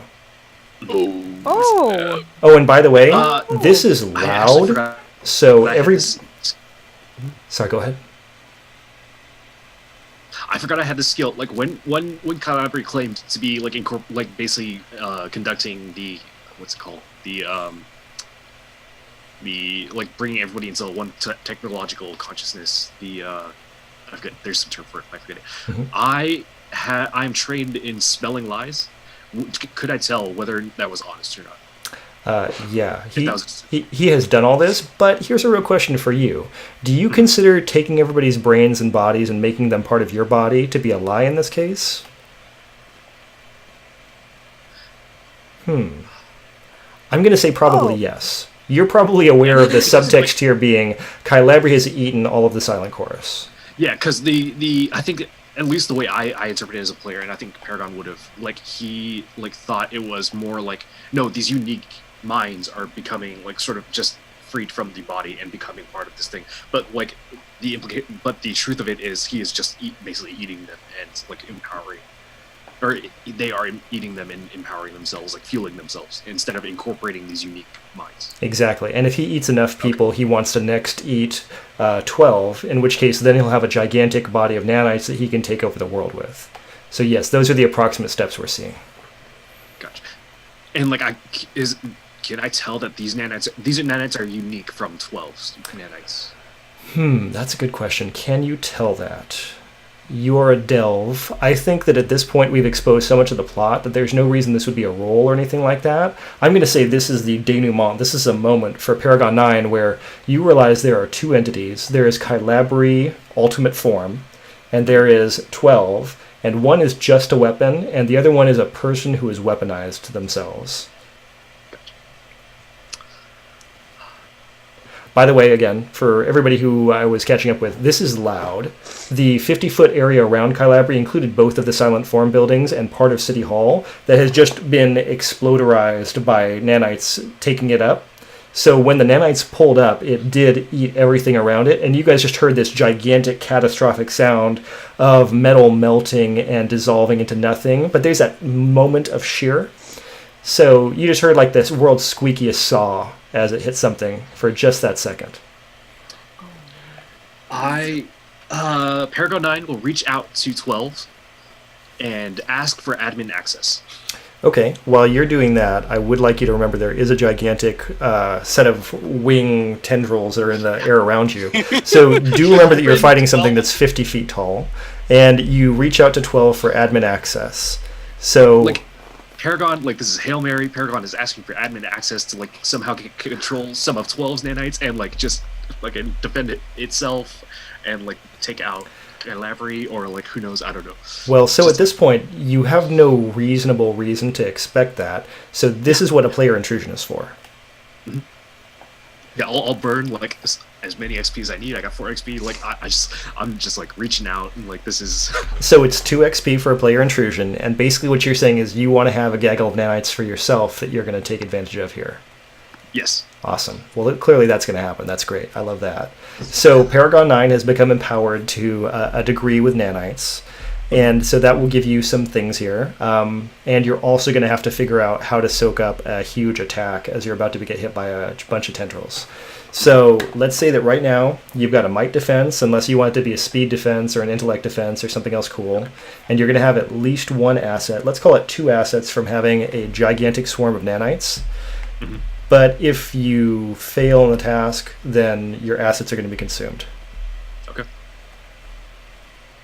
Yeah, let's make it a might defense. Okay. The difficulty is 7. Okay. Let me double check. I'm not trained in might defense. I don't think so. Nope. I'm not trained in might defense. But I do have high might.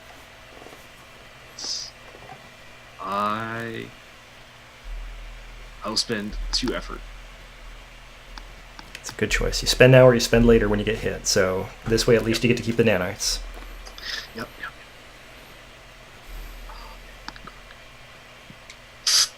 Okay, so you can re-roll it if you want to. You do have 2 experience points. But do I want to save that for another intrusion? Well, you are going to lose your nanites at this point. Yeah, so it's up to you. No, I'll re-roll. Yeah. I'll spend one of my XP so you can re-roll.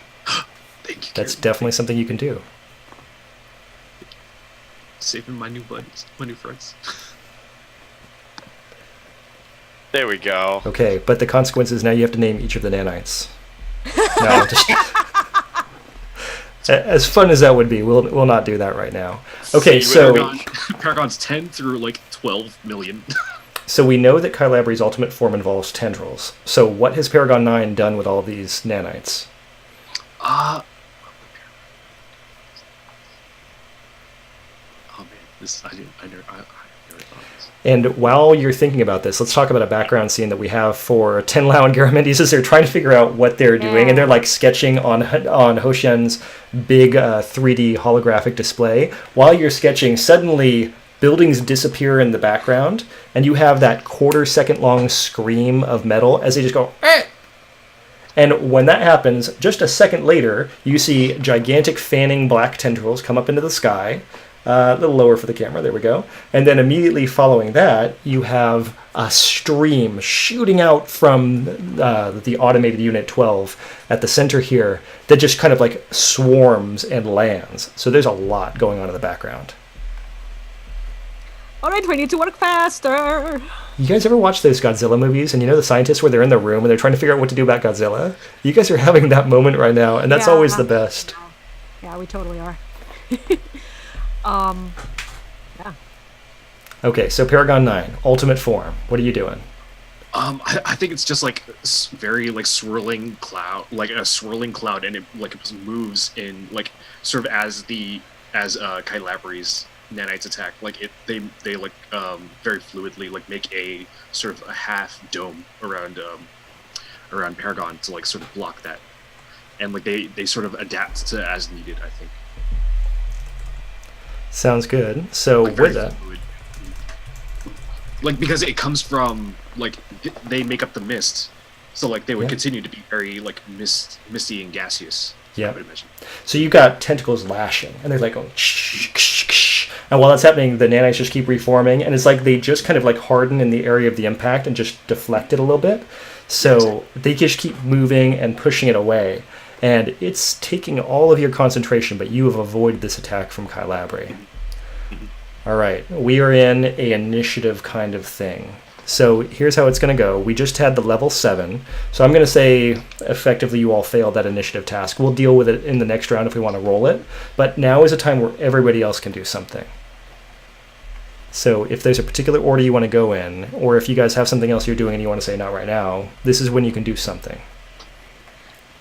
Cool.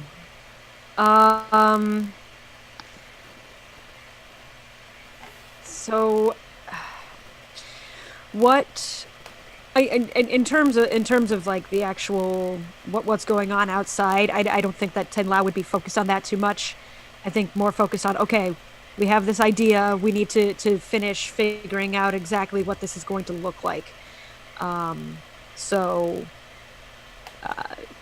Continuing to mess with plans and stuff is really the only thing that I would be doing. Cool. Yeah, Gary's of the same mind.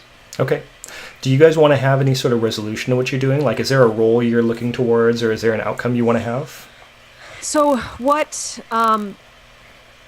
the thought is trying to see if we can fashion some sort of detonation to teleport into the center to destroy or completely disrupt if possible. Cool. I mean, you know that you've got the ability to just come up with something that's using kind one of IO. where we are. Yeah.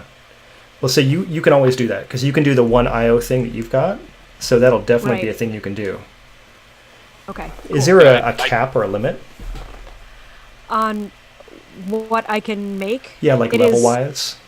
It is a cipher, and whatever it is I'm making is 2 levels less than what is intended, I think. Let me look at the exact wording of it. Okay. And then you had a question for Gary? Quick? So, I have an option for a player intrusion called Convenient Glimmer, where it says Glimmer provides you with a clear answer or suggests a course of action with regard to an urgent question, problem, or obstacle you're facing. So Yeah, totally. I think maybe if I use that, maybe I could help provide an asset or whatever to help Tenlao create what they're trying to do. Yeah, if you want to do that, you guys can tell me what it is. I have an idea of a singularity cipher that you... I already said it, never mind. I have an idea of a cipher you guys could use if you want to that would take care of the problem. You guys can handle this however you want, and I'm good with any direction. It's okay. I was actually already looking at that exact one, Yeah. but I don't know if it's something that I'm going to be able to do because it is a set and not a rolled. No, it's good. Go with it. I mean, again, okay, at the okay, very sweet. worst, we could say, you know, if we want to say Gary had to spend 2 experience points to do it, or you guys had to do something like that similarly, however you guys want to make this work. We got to solve this somehow. Awesome. Like as you're making it, I was like, okay, put that there and put this Yeah, here. yeah. Okay, yeah. So it'll like that's literally what you said is what I was already thinking about. Nice. Cool. So I'm Great going to say the mind. good news is you guys have a level 8 detonation cipher that is a singularity.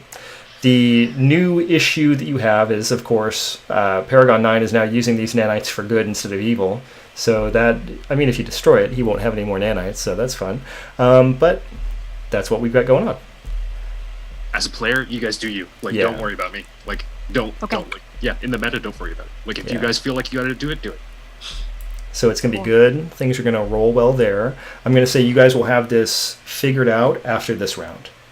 Awesome. That's how good you guys are at what you do. Excellent. And then Liana is in this room, and she has an armful of stuff. She's just kind of like holding stuff she's picked up in Hoshin's lab. And she says, "Do you need any of this?" And she's just like emphatically pointing ciphers at you. So, just at random ciphers? Yeah, nothing at that's this point? super useful. Like if you guys grab something out of here, you're going to have to roll for it. But she's just basically handing you a handful of stuff that she's grabbed. Gary will Awesome. always take ciphers. And I'm kind of thinking the same thing at this point. Like, I know we haven't really gone over our cipher limit yet, but this would be the time to do it more than anything. Okay, yes, let me look up that table because that's awesome. I want that to happen. Gary's like, oh, you're giving me ciphers? Hell yeah. So, But things, yes, things. yeah, the taking too many ciphers is the best part of the game. So thank you for letting me look up that table. And while you're doing that, let's talk about, do you guys want to make some rolls? Have some ciphers? Sure. Yeah, heck yeah. What are we rolling? Normal cipher table. You guys tell me how many you're grabbing and make that number of rolls, and we will deal with the what die consequences. are we rolling now? Oh, it's a D100 again. Okay. I will grab 2. Okay. And it does get pretty bad, just so you guys know, but I'm looking forward to finding out what's happening.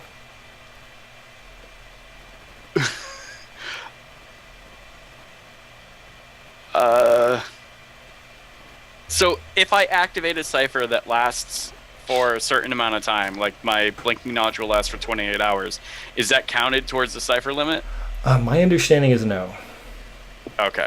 That once it's activated, it's considered not towards your limit. Right. If you can't turn it off or do anything with it anymore, I think that is how it works. Cool. All right. Gary's going to be crazy and go for 3. Okay, Ooh, boy. that's awesome. 95.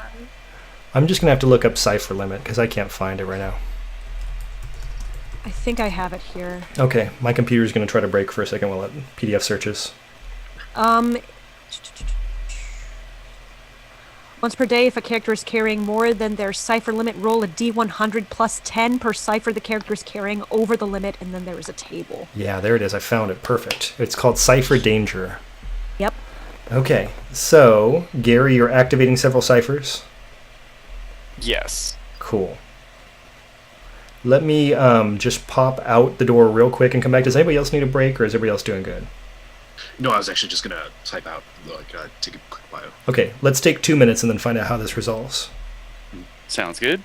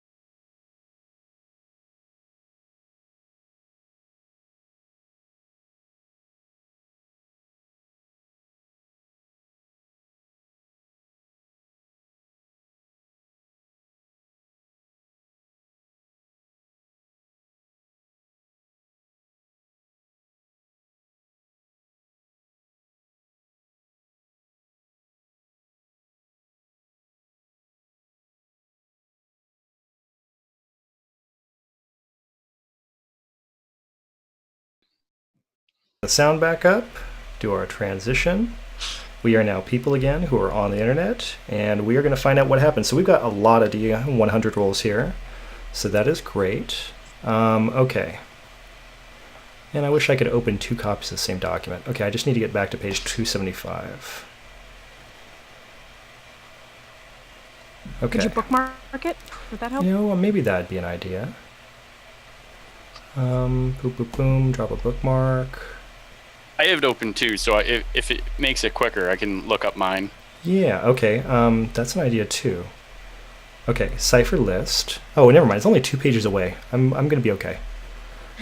So let's see. Okay, so we have an 8, an 88, no, an 88, a 9, and a 95. That's a lot. Okay, so quick, you've got a telepathy implant, a comprehension graft, and a visage changer. Ooh. Oh, those are going to be helpful. So this comprehension graft, it's a d6 plus 1. This lets you understand a language. And it's a permanent thing. You just from then on have a language. Oh, nice. Okay, and then the visage changer, that lets you look like somebody else. The telepathy implant, I think we've already been using. And I think this is the people telepathy implant, not the other kind. Yeah, people telepathy implant. The telepathy implant is a d6 plus 2. The visage changer is a d6. It works on any one human. It takes 10 minutes to apply.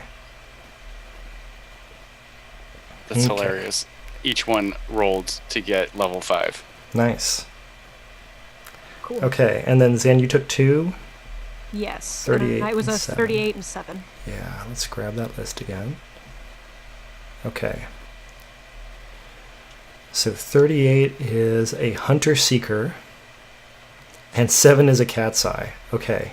So as you immediately graft one of these onto your body, I'm sure. Cat's eye is the ability to see in the dark for 5 hours per cipher level. It's a d6.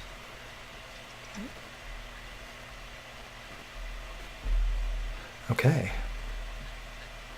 And then the other one, the Hunter Seeker, is also a d6, and this is a missile that will track and attack a specific target. So good. I know, right? So just Oh, attach your and it's just lovely max bomb level. to the tip of that missile. That's And cool. max level. Yep. Okay. And it will attack. If it misses, it attacks a number of times equal to its cipher level until it hits. Nice. Wow. All right. So look right, all right. forward to that. Oh, I'm sorry. 1 additional time. Yeah. So it will attack a total of 7 times. Okay. Nice. That's pretty cool. That's pretty cool. Okay, so let's talk about cipher danger. Yeah. 275. So who is over their limit right now? I think me and Gary. Okay, and to what extent? How many over your limit are you? I am 2 over, so it'll be for me a D100 plus 20. 20, Is that yeah. right? Yep.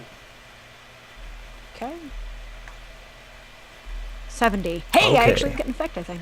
So you feel a Nice. bit off, and all of your tasks are hindered for 28 hours. Okay. Wow. Okay, so that's just pretty straightforward. And then how about for you, Gary?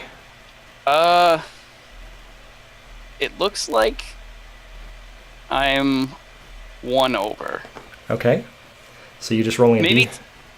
Are we using the teleporter as part of our thing? Because if we are, then that won't count. If we aren't, then that will make me at 5. So I would be 2 over. I guess that depends on whether or not we are making like one large device or if we are going to subsequently use one device and then another. I'll say we're probably that's still on me. So I'll say I'm 2 over. So D100 plus 20 then. 59.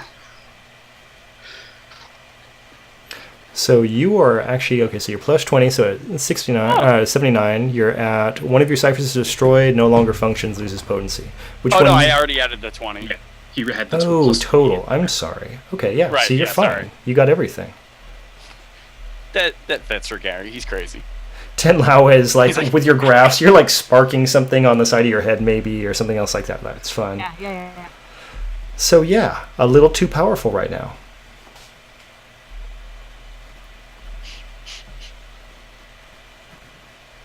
So Good luck, guys. yeah, so you guys have all that going on. Are you finishing your device? Is it still going? What do you think? I think we're probably finishing it, right? Yeah. Yeah, that sounds good. Okay, sounds good.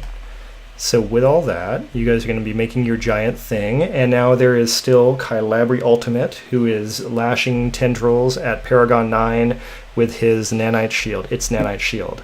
So on this round, I think instead of trying to lash at you, since you had that cool shield, all the tendrils bury down to the ground, and they're about to shoot up and spike up out of the ground underneath you.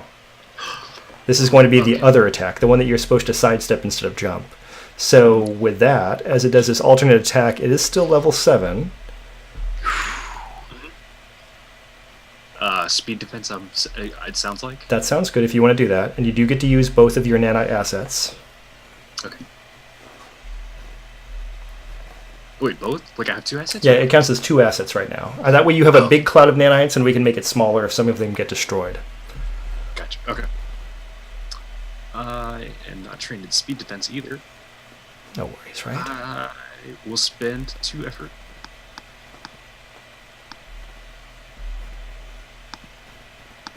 Nice. Oh. Okay, let's talk about this special effect. Okay. So you already fused flesh and steel. You're connected to all of these nanites now. What's happening that's super awesome about that? That's a good question.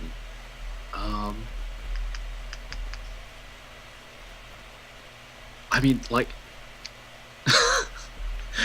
do I become my own nanite consciousness? And now it's like 3 of us fighting. I mean, you tell me. Like, it could be something where you take better control over these nanites. It could be something where maybe you take out some of Kylabri's nanites. I think I take better control of these nanites. Like they start like just going with that fusing flesh and steel. They further incorporate into Paragon 9. Like a small number of them like sort of go inside the torso and like start wrapping around like more of the organic parts to start making them even more on the techno organic side rather than the pure organic. Okay. And a suggestion for how this gets dealt with for your major effect is that you would do an electrical attack to your opponent. I'm going to say, rather than it being an electrical attack, I'm going to say that we're going to drop a whole level off of Kylabri's ultimate form because you've just taken out part of its nanite swarm. Nice. So Kylabri is now level them, 6. Like, get absorbed into, was more like some of them getting absorbed into my swarm or something like that. Yeah. So they have lowered a level, 1 level down. Boom. So that's significant. And you can see there's a physical shrinkage. Like, sticking those tendrils into the ground was not a good idea, and now they are a smaller, gigantic ball of nanites, like maybe 40 feet all around instead of 50. Nice. So, there's that. All right, I did my thing. What do you guys want to do now?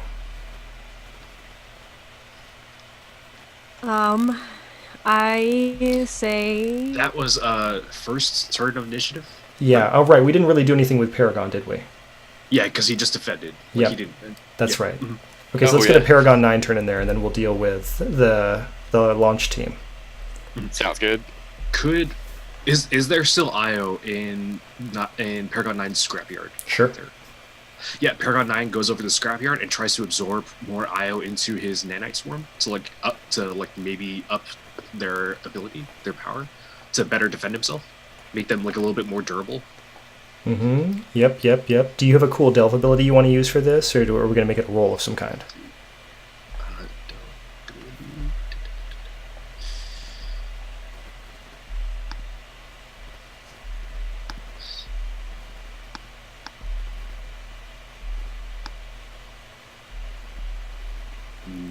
Like, if you have something where you can make a temporary cipher or something like that, and you want to say you're going to gain that effect, I could totally see doing that. Otherwise, I feel like we're going to just bank a point of armor. No, I didn't take that ability. No, in that case, could I make it over to the turrets actually in this round? Use my whole turn to use that movement to get over there. Yeah, let's do that. Yeah, you can totally get over the turrets. Yeah. Okay. So you were out between City Hall and Silent Chorus. Now you are at the turrets. You're moving fast, trailing this comet-like tail of nanites behind you, and you are there. Yep. Cool. Okay, launch team.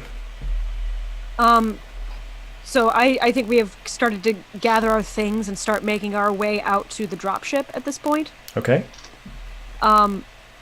Would we see Paragon making its way out to the turret? Yeah, I would imagine that Paragon is very visible, what with the streaking tail of nanites behind them.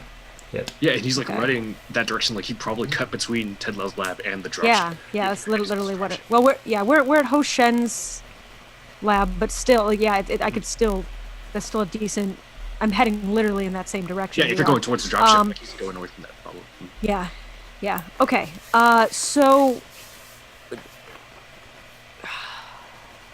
with the telepathy bond that I have and Gary's connection to the data sphere in general, would we have any inkling of the what's going on and the fact that Paragon's a little less with them with Kylabri at this point? I think, because of the fact that all of this has been going on in the background, I think it would be reasonably inferred you can see what's going on and that there's two warring bodies of nanites. Okay. My nanites are red, his are blue. That's... Yeah, let's do that. Cool. Awesome. So at this point, Ten Lao's going to... I'm going to use a player intrusion. And kind of like as a vote of confidence that Paragon is actually acting in good faith to us and not with Kylabri. I'm going to. Oh, where am I looking? Hold on. Yep. No, not that. I'm going to use device perfection. A device or installation works even better than I expected it would, at least in this instance. Maybe the range is twice as long, the duration is longer, or the effect itself is stronger. So on that turret, I want to say that whatever Paragon, this is the first time that it's interfaced with it, whatever way that they're able to connect with it is different than anyone else has, and it works better this time. Nice. Good stuff. Okay. So I'll spend that XP. Cool. Okay, and are you all getting in the dropship? Is that the goal of this part of your movement? Yeah. Or at least for me. Okay. I will do that, but as we're going by, just for fun, if I can see Kylabri, I'm going to use my ray emitter cipher and paralyze the shit out of it. Okay, and the ray emitter cipher is what level? That is a level 8. Ooh, my. I forgot about how high level that was. Okay. Yeah. So, That was a really good roll. well, so much for that being a hard fight for you all for that second, because right now, for the time being, the entire nanite swarm kind of like locks up and freezes in its big tendril formation that it had going on. He's like, "Hey, butthead, freeze!" And it does. Hey, butthead. Oh, that's good. So you guys have time now, because now it's just frozen. I'm imagining, like, was it Hydro Man versus Sandman in Spider-Man? Like, this is... Yeah, it's a good frozen shape, tendrils all reaching out, and just stuck in place for a period of time. Now, there was something here with this ray emitter. It's a paralysis ray emitter. There it is. Let me read this real quick, because you also have another chance of doing something else. Right. Okay, so 1 minute. Yeah. But then it says, like, a small number of these devices, about 5%, include paralysis that lasts for 1 hour. Do you want to go ahead and roll that chance? Sure. Alright, so I need to get a 5 or lower, is that what we're saying? I think that sounds good. On a D100? That sounds good to me. This will be the only time I roll like 100. Yep. Okay. It was a Goodbye. 5 or less. It was a very low chance. So that's good. Right. That's good. Things are going well. You have a frozen cloud of nanites. You have all of this other stuff going on. Let's go out of bullet time for a second. Let's drop combat initiative. The dropship, Liana gets onto it. Garamedes, are you getting onto it? Yeah. Okay, and then in the distance, Paragon 9, with this halo of nanites all around it, is at the turrets, and what are you going to do? Paragon starts sort of delegating different like small clusters of nanites to go to each of the turrets and maybe hopefully try and control them simultaneously. Hey, the great news is they're linked. That's something that we set up last time, is if you have a battery of 5, they all work together. And you know what? They work even better than you expected them to. So they have assessed the threat and are pointing at Kylabri. Yep. And if I don't know if it can fire on this turn, but if not, it will take next turn to start firing batteries of. You guys have a whole minute, right? So we just go. Now, in a minute of fire from turrets, I have to imagine that Kylabri is going to be more or less destroyed. Probably more rather than less. So, are there any particular like points we have to hit here? Things you guys want to see happen during this exchange of fire? I mean, besides cool descriptions, no. Right. Yeah. Yeah. So, are we thinking these are like solid shell turrets, or do they fire like an energy ray? Originally, rules as written, they fire a slug. Okay. Not an actual slug, because that might be something in this game. Yeah. But like a projectile. Okay. So there is an impact to projectiles, and if these nanites could move, they would probably just reform. It wouldn't be a big deal, but they're all paralyzed. They are stuck in place, and so these slugs hit them, and this energy goes cascading through them, and they're all tiny. So you just see, like, they just fall down like a gentle rain after this first shot. And it seems like it's not that bad because there's such a density of them. But then another salvo goes off, and they just, like, keep falling, and you start seeing holes and, like, a lattice pattern appearing. And by the third, fourth, fifth round, these are just like pulped all over. There's holes in these tentacles. They're just falling apart.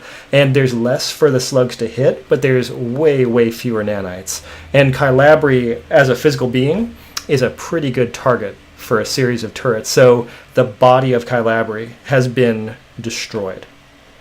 It is a gross spectacle that we don't want to describe with words because there is organic matter involved that is just pieces now. But they have been thoroughly shot at with 5 community-level turrets. So I have to imagine it's kind of like being shot by a gigantic helicopter or something like that. It's not pleasant. And just this entire collection is like slowly falling down. The only thing that's keeping it up is the inertial displacement from the ray emitter, where it can't really just fall down and be dead because it's still paralyzed.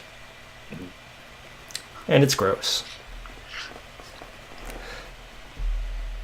So all that's going on, and Paragon 9, you've still got nanites attached to you. What's going on with the dropship? Are you waiting for Paragon, or are you just lifting off? I'd Is there say an just interaction? lifting off, right? I hope nothing against we you. were kind of like in the process of running to the ship, and it was just kind of like a turn, and then like, all right, let's get out of here. Yeah? That's cool with me as a player. Don't worry about like hurting me as a player. Yeah? What have you got, Zan? Anything else? I think just getting to the dropship at this point. Get out to the mass over the city. Yep, and you lift up, and you're flying out into the chasm out above everything, and everything's going fine. There's a little bit of turbulence. It's bucking around a little bit, but it's not so bad. And what's next? Are you training the weapon on 12? Yeah, so the what we have from that we created, you mean? Right. Okay. So and correct me if I'm wrong, but I think that we were planning on using the teleportation device to kind of get as close as we can and then pop the singularity detonation into the center. But I just realized that has an issue with activating it. That's okay. Gary is. This thing lied to me, so he's focused. I don't think he's thinking about surviving. Okay, awesome, cool. I'm down with that too. So you guys are going to teleport into the throes of this giant ball of nanites. Yeah. Okay, cool. So, yeah. So what can the teleporter move? Right. It moves 100 feet times the cipher level, and it's a level 6, so 600 feet. Awesome. And what, like, is there like a limit on how much matter it can move? It says, I can arrive safely with my possessions, but I can't take anything else with me. Okay. So it's like one person. Yeah, so I would assume a cipher, like the singularity cipher, would be a possession of mine, right? Yeah, it's definitely something you can carry. So this is like a one-person transport. Right. Yeah. Okay. So I will hand the singularity cipher off to you. And in I also hold on, let me look at what I have here. Sorry. I now have so many ciphers I can't remember That's what's right. That's right. That's the good news. Also detonate. I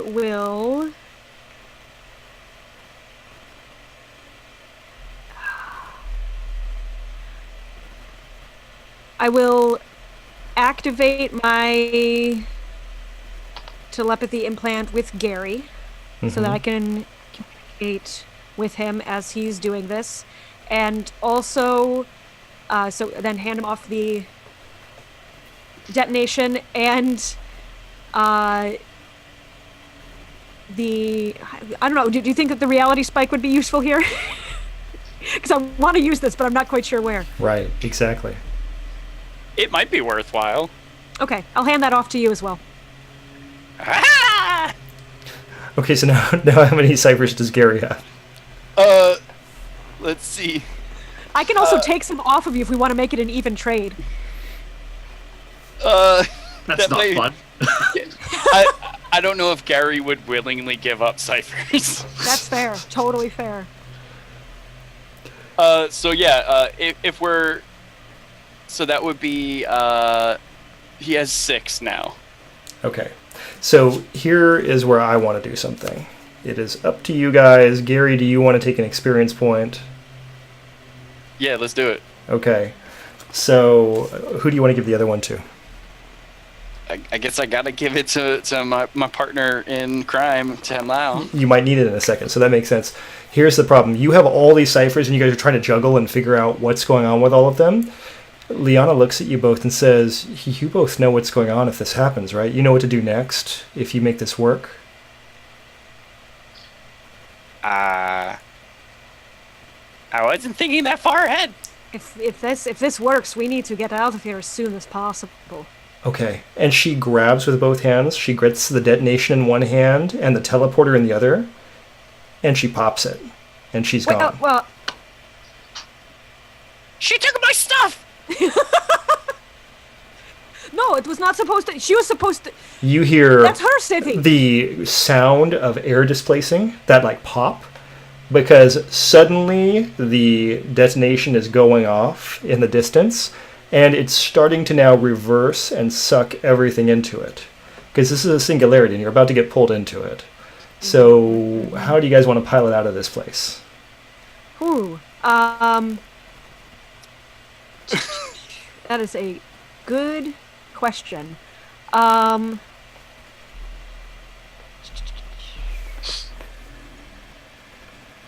You bring back my ship. None of Right. none of my I'm trying to ciphers are think. useful. That's what I'm looking through too, to try to see if there's something that might be able to be useful here. If only you guys My had a only teleporter. thought is to try and strap the Hunter Seeker on the back and use it as a rocket. Wait. Like, we're not gonna detonate it. We're just adding an onboard It's motor. literally the only thing I could think of.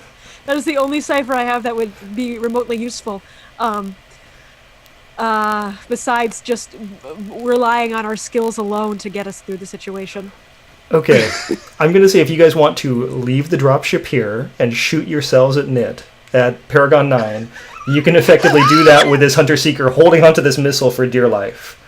So, Yes, that. oh man, so we're Doctor Strange loving it. Yes. Yeah, except that you're holding on to like a model rocket and shooting yourself across the room. Yeah. Let's Okay. do Yeah. it. Yeah, I want that. So your dropship's going to be gone, and you all are shooting yourselves at Paragon 9's nanite swarm. While they're doing that, could I have been working on something? Yeah, because you had this a couple rounds where they've been flying. Yep. Kylabri's nanites. Could I incorporate them into my swarm? Right now they're kind of deactivated, and you are about to lose your swarm when that power center goes off. They're all gonna explode. Okay. Yeah. So I don't want you to spend experience points on something I'm about to take away. That would be mean.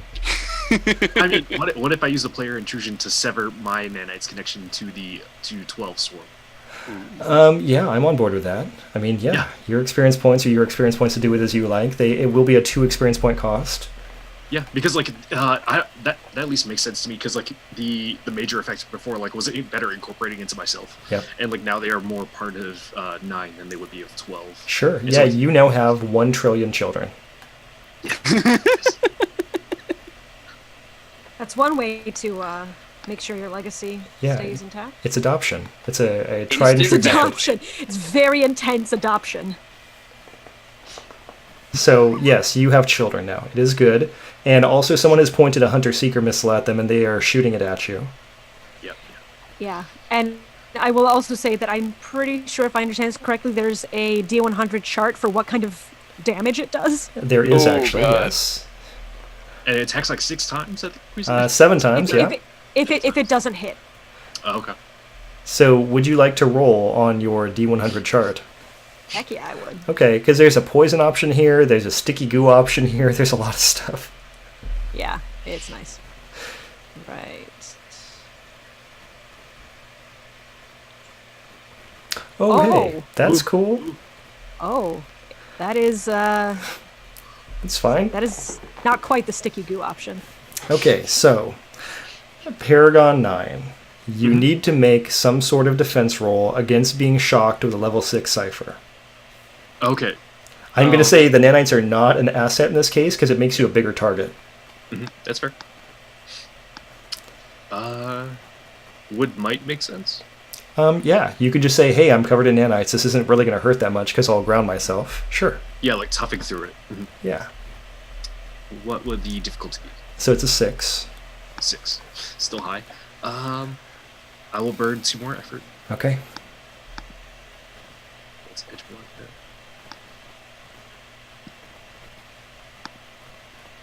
Okay. Nice. Nice rolls. So with your minor effect, you have absorbed the shocking electricity, and you have given yourself a mild buzz from being even more powerful. So That that's totally good. makes sense for him too. It does, and it also explains why your hunter-seeker just kind of drops out of the air, and you guys just gently tumble to your feet. Yes, good. That was amazing. Let's do it again. I will actually admit that was quite a lot of fun. I don't want to do it again though. So behind you, there's this stole my terrible stuff. ripping, sucking sound as the singularity burns itself out, and all of the nanite swarm, all of the mist that had come into the Valley of Arca, everything like that has just been sucked up into a nothing, and it's gone.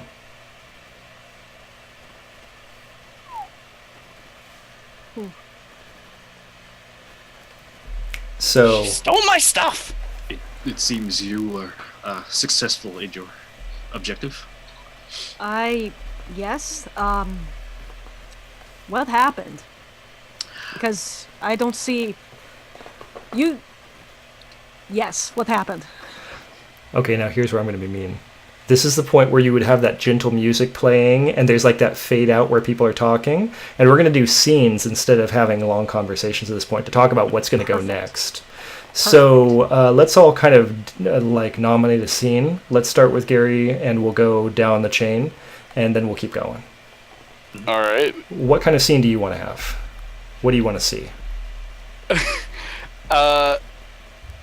I think Gary, after everything is done now and 12 is gone, is kind of aimless, and I guess would probably, I think, go back down to Arca, since he still, I would assume he still has all this knowledge of that place, and just do more hunting, I guess, for ciphers, because that's like an addiction for him now, and maybe he just becomes like the like lovable mad guy of the community, where like he knows a lot about stuff and helps them out. Sure. Sounds good. Okay. Nit, what do you want to go through? What do you want to have as a scene? This is like ending scene epilogue sort of Right. deal, right? Right. Okay. Paragon will at some point just like leave the other two and like start to go like make a pilgrimage and like offer like like he will try and find a way to actually like enact a singularity where in which you absorb consciousnesses and like where they are still unique and become like part of a collective digital hive mind. Sounds like a Like, good because- Delvey type thing. Yeah, because like he liked Kylabre's like when that was like what he thought Kylabre was doing. He agreed with that, but like because Kylabre wasn't, but like like he wants to do what he thought Kylabre was doing. Okay. Like he will make it a choice instead of like a like I will absorb all sort of thing. Like it will be an offer to people. Okay. And how about for Tenlau? Where's Tenlau want to go with this? Tenlau afterwards kind of goes back down to Arca and wants to see if the time bubble is still in effect, and if not, if it is, try and deactivate it, because assumingly things are safe now, and try to kind of bring the population there like up to speed on everything that's happened, and maybe create this as a new settlement in their new home. Okay. So Arca has about 4 million people in it that are still alive when this goes on. So after this, where we had those 3 elderly people who've been pushing the button for the last 1,000 years, keeping things on track, now people can come back. And it's already a fully built city that had infrastructure of every kind. So there is a settlement here. It is a community. So as things start to get back online, how does Gary deal with the fact that now you're just in a place with people and it's just a normal community, and their ciphers and their like hidden treasures are actually just normal everyday devices? Yeah, he's definitely like that like weird guy who'll just like wander into people's houses and start like talking to them about their things and like trying to learn about the devices. Uh-huh. And probably, I guess, be like a sort of liaison back to like the current time, since like they're from a completely different time. Mm-hmm. Sounds good. And you have like 2 weird data sphere connections, because now you have the actual local Arca connection and you have the current day connection. So yeah, that's got to be a fun thing to manage in your brain. Oh yeah. So that definitely helps keep him off kilter. Yeah. Okay, so let's talk about Paragon 9. So flash forward a little bit later after Arca has come back to being a normal thing and so forth. Has the idea taken root? Are people interested in this thing that Paragon 9 is talking about? I think it's a mix. Like some people are interested, and some people think he is crazy. Like it is crazy. Like that is like that's just insane to like want to like you don't know. Like, is it really yourself? It's like that. It's the question of like teleporters in Star Trek. Like you're killing yourself and like being revived on like wherever you're supposed to be. It's like, is it really you when you're like brought in as part of the singularity? So what kind of beings does it take root with for a Paragon? Is it humans at all? Is it things like the Lattimore, where they're already kind of a shared consciousness? Maybe robots or other AI? Like, what kind of things is Paragon 9 interacting with?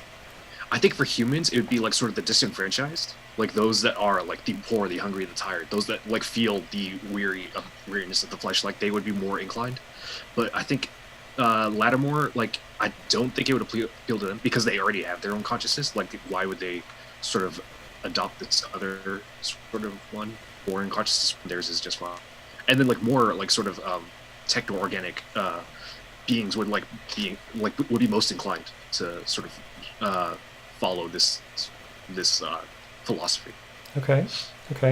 And Tenlau, now that Arca is a place again and it has things and it's fully operating and there's not really a need for any sort of saving, what do you do with it now?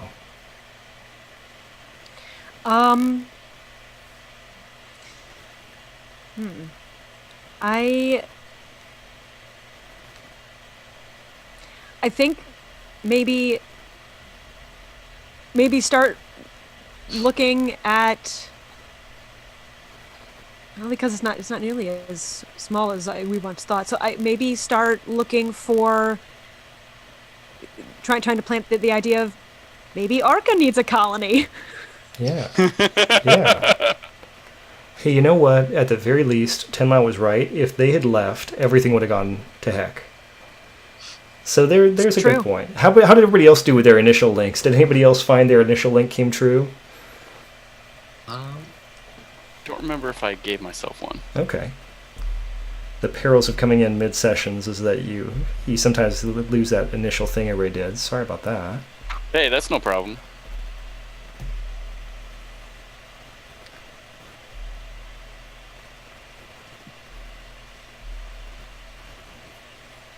Paragon 9, you must destroy everyone in the colony. No? I will assimilate all of Arca, and then we will assimilate the mother colony, of course. Yeah. It's a 50-50. Yeah. So, thank you guys for playing Numenera. We had fun, I hope. I hope that was some fun. This was a crazy session. Yeah. Awesome. Well, so I'm sorry we started like an hour late thanks to my technical boneheadedness, but I'm glad we played. Yeah, absolutely. This has been phenomenal, and a really, really great culmination to everything that we've been doing. This has been absolutely so much fun. Right.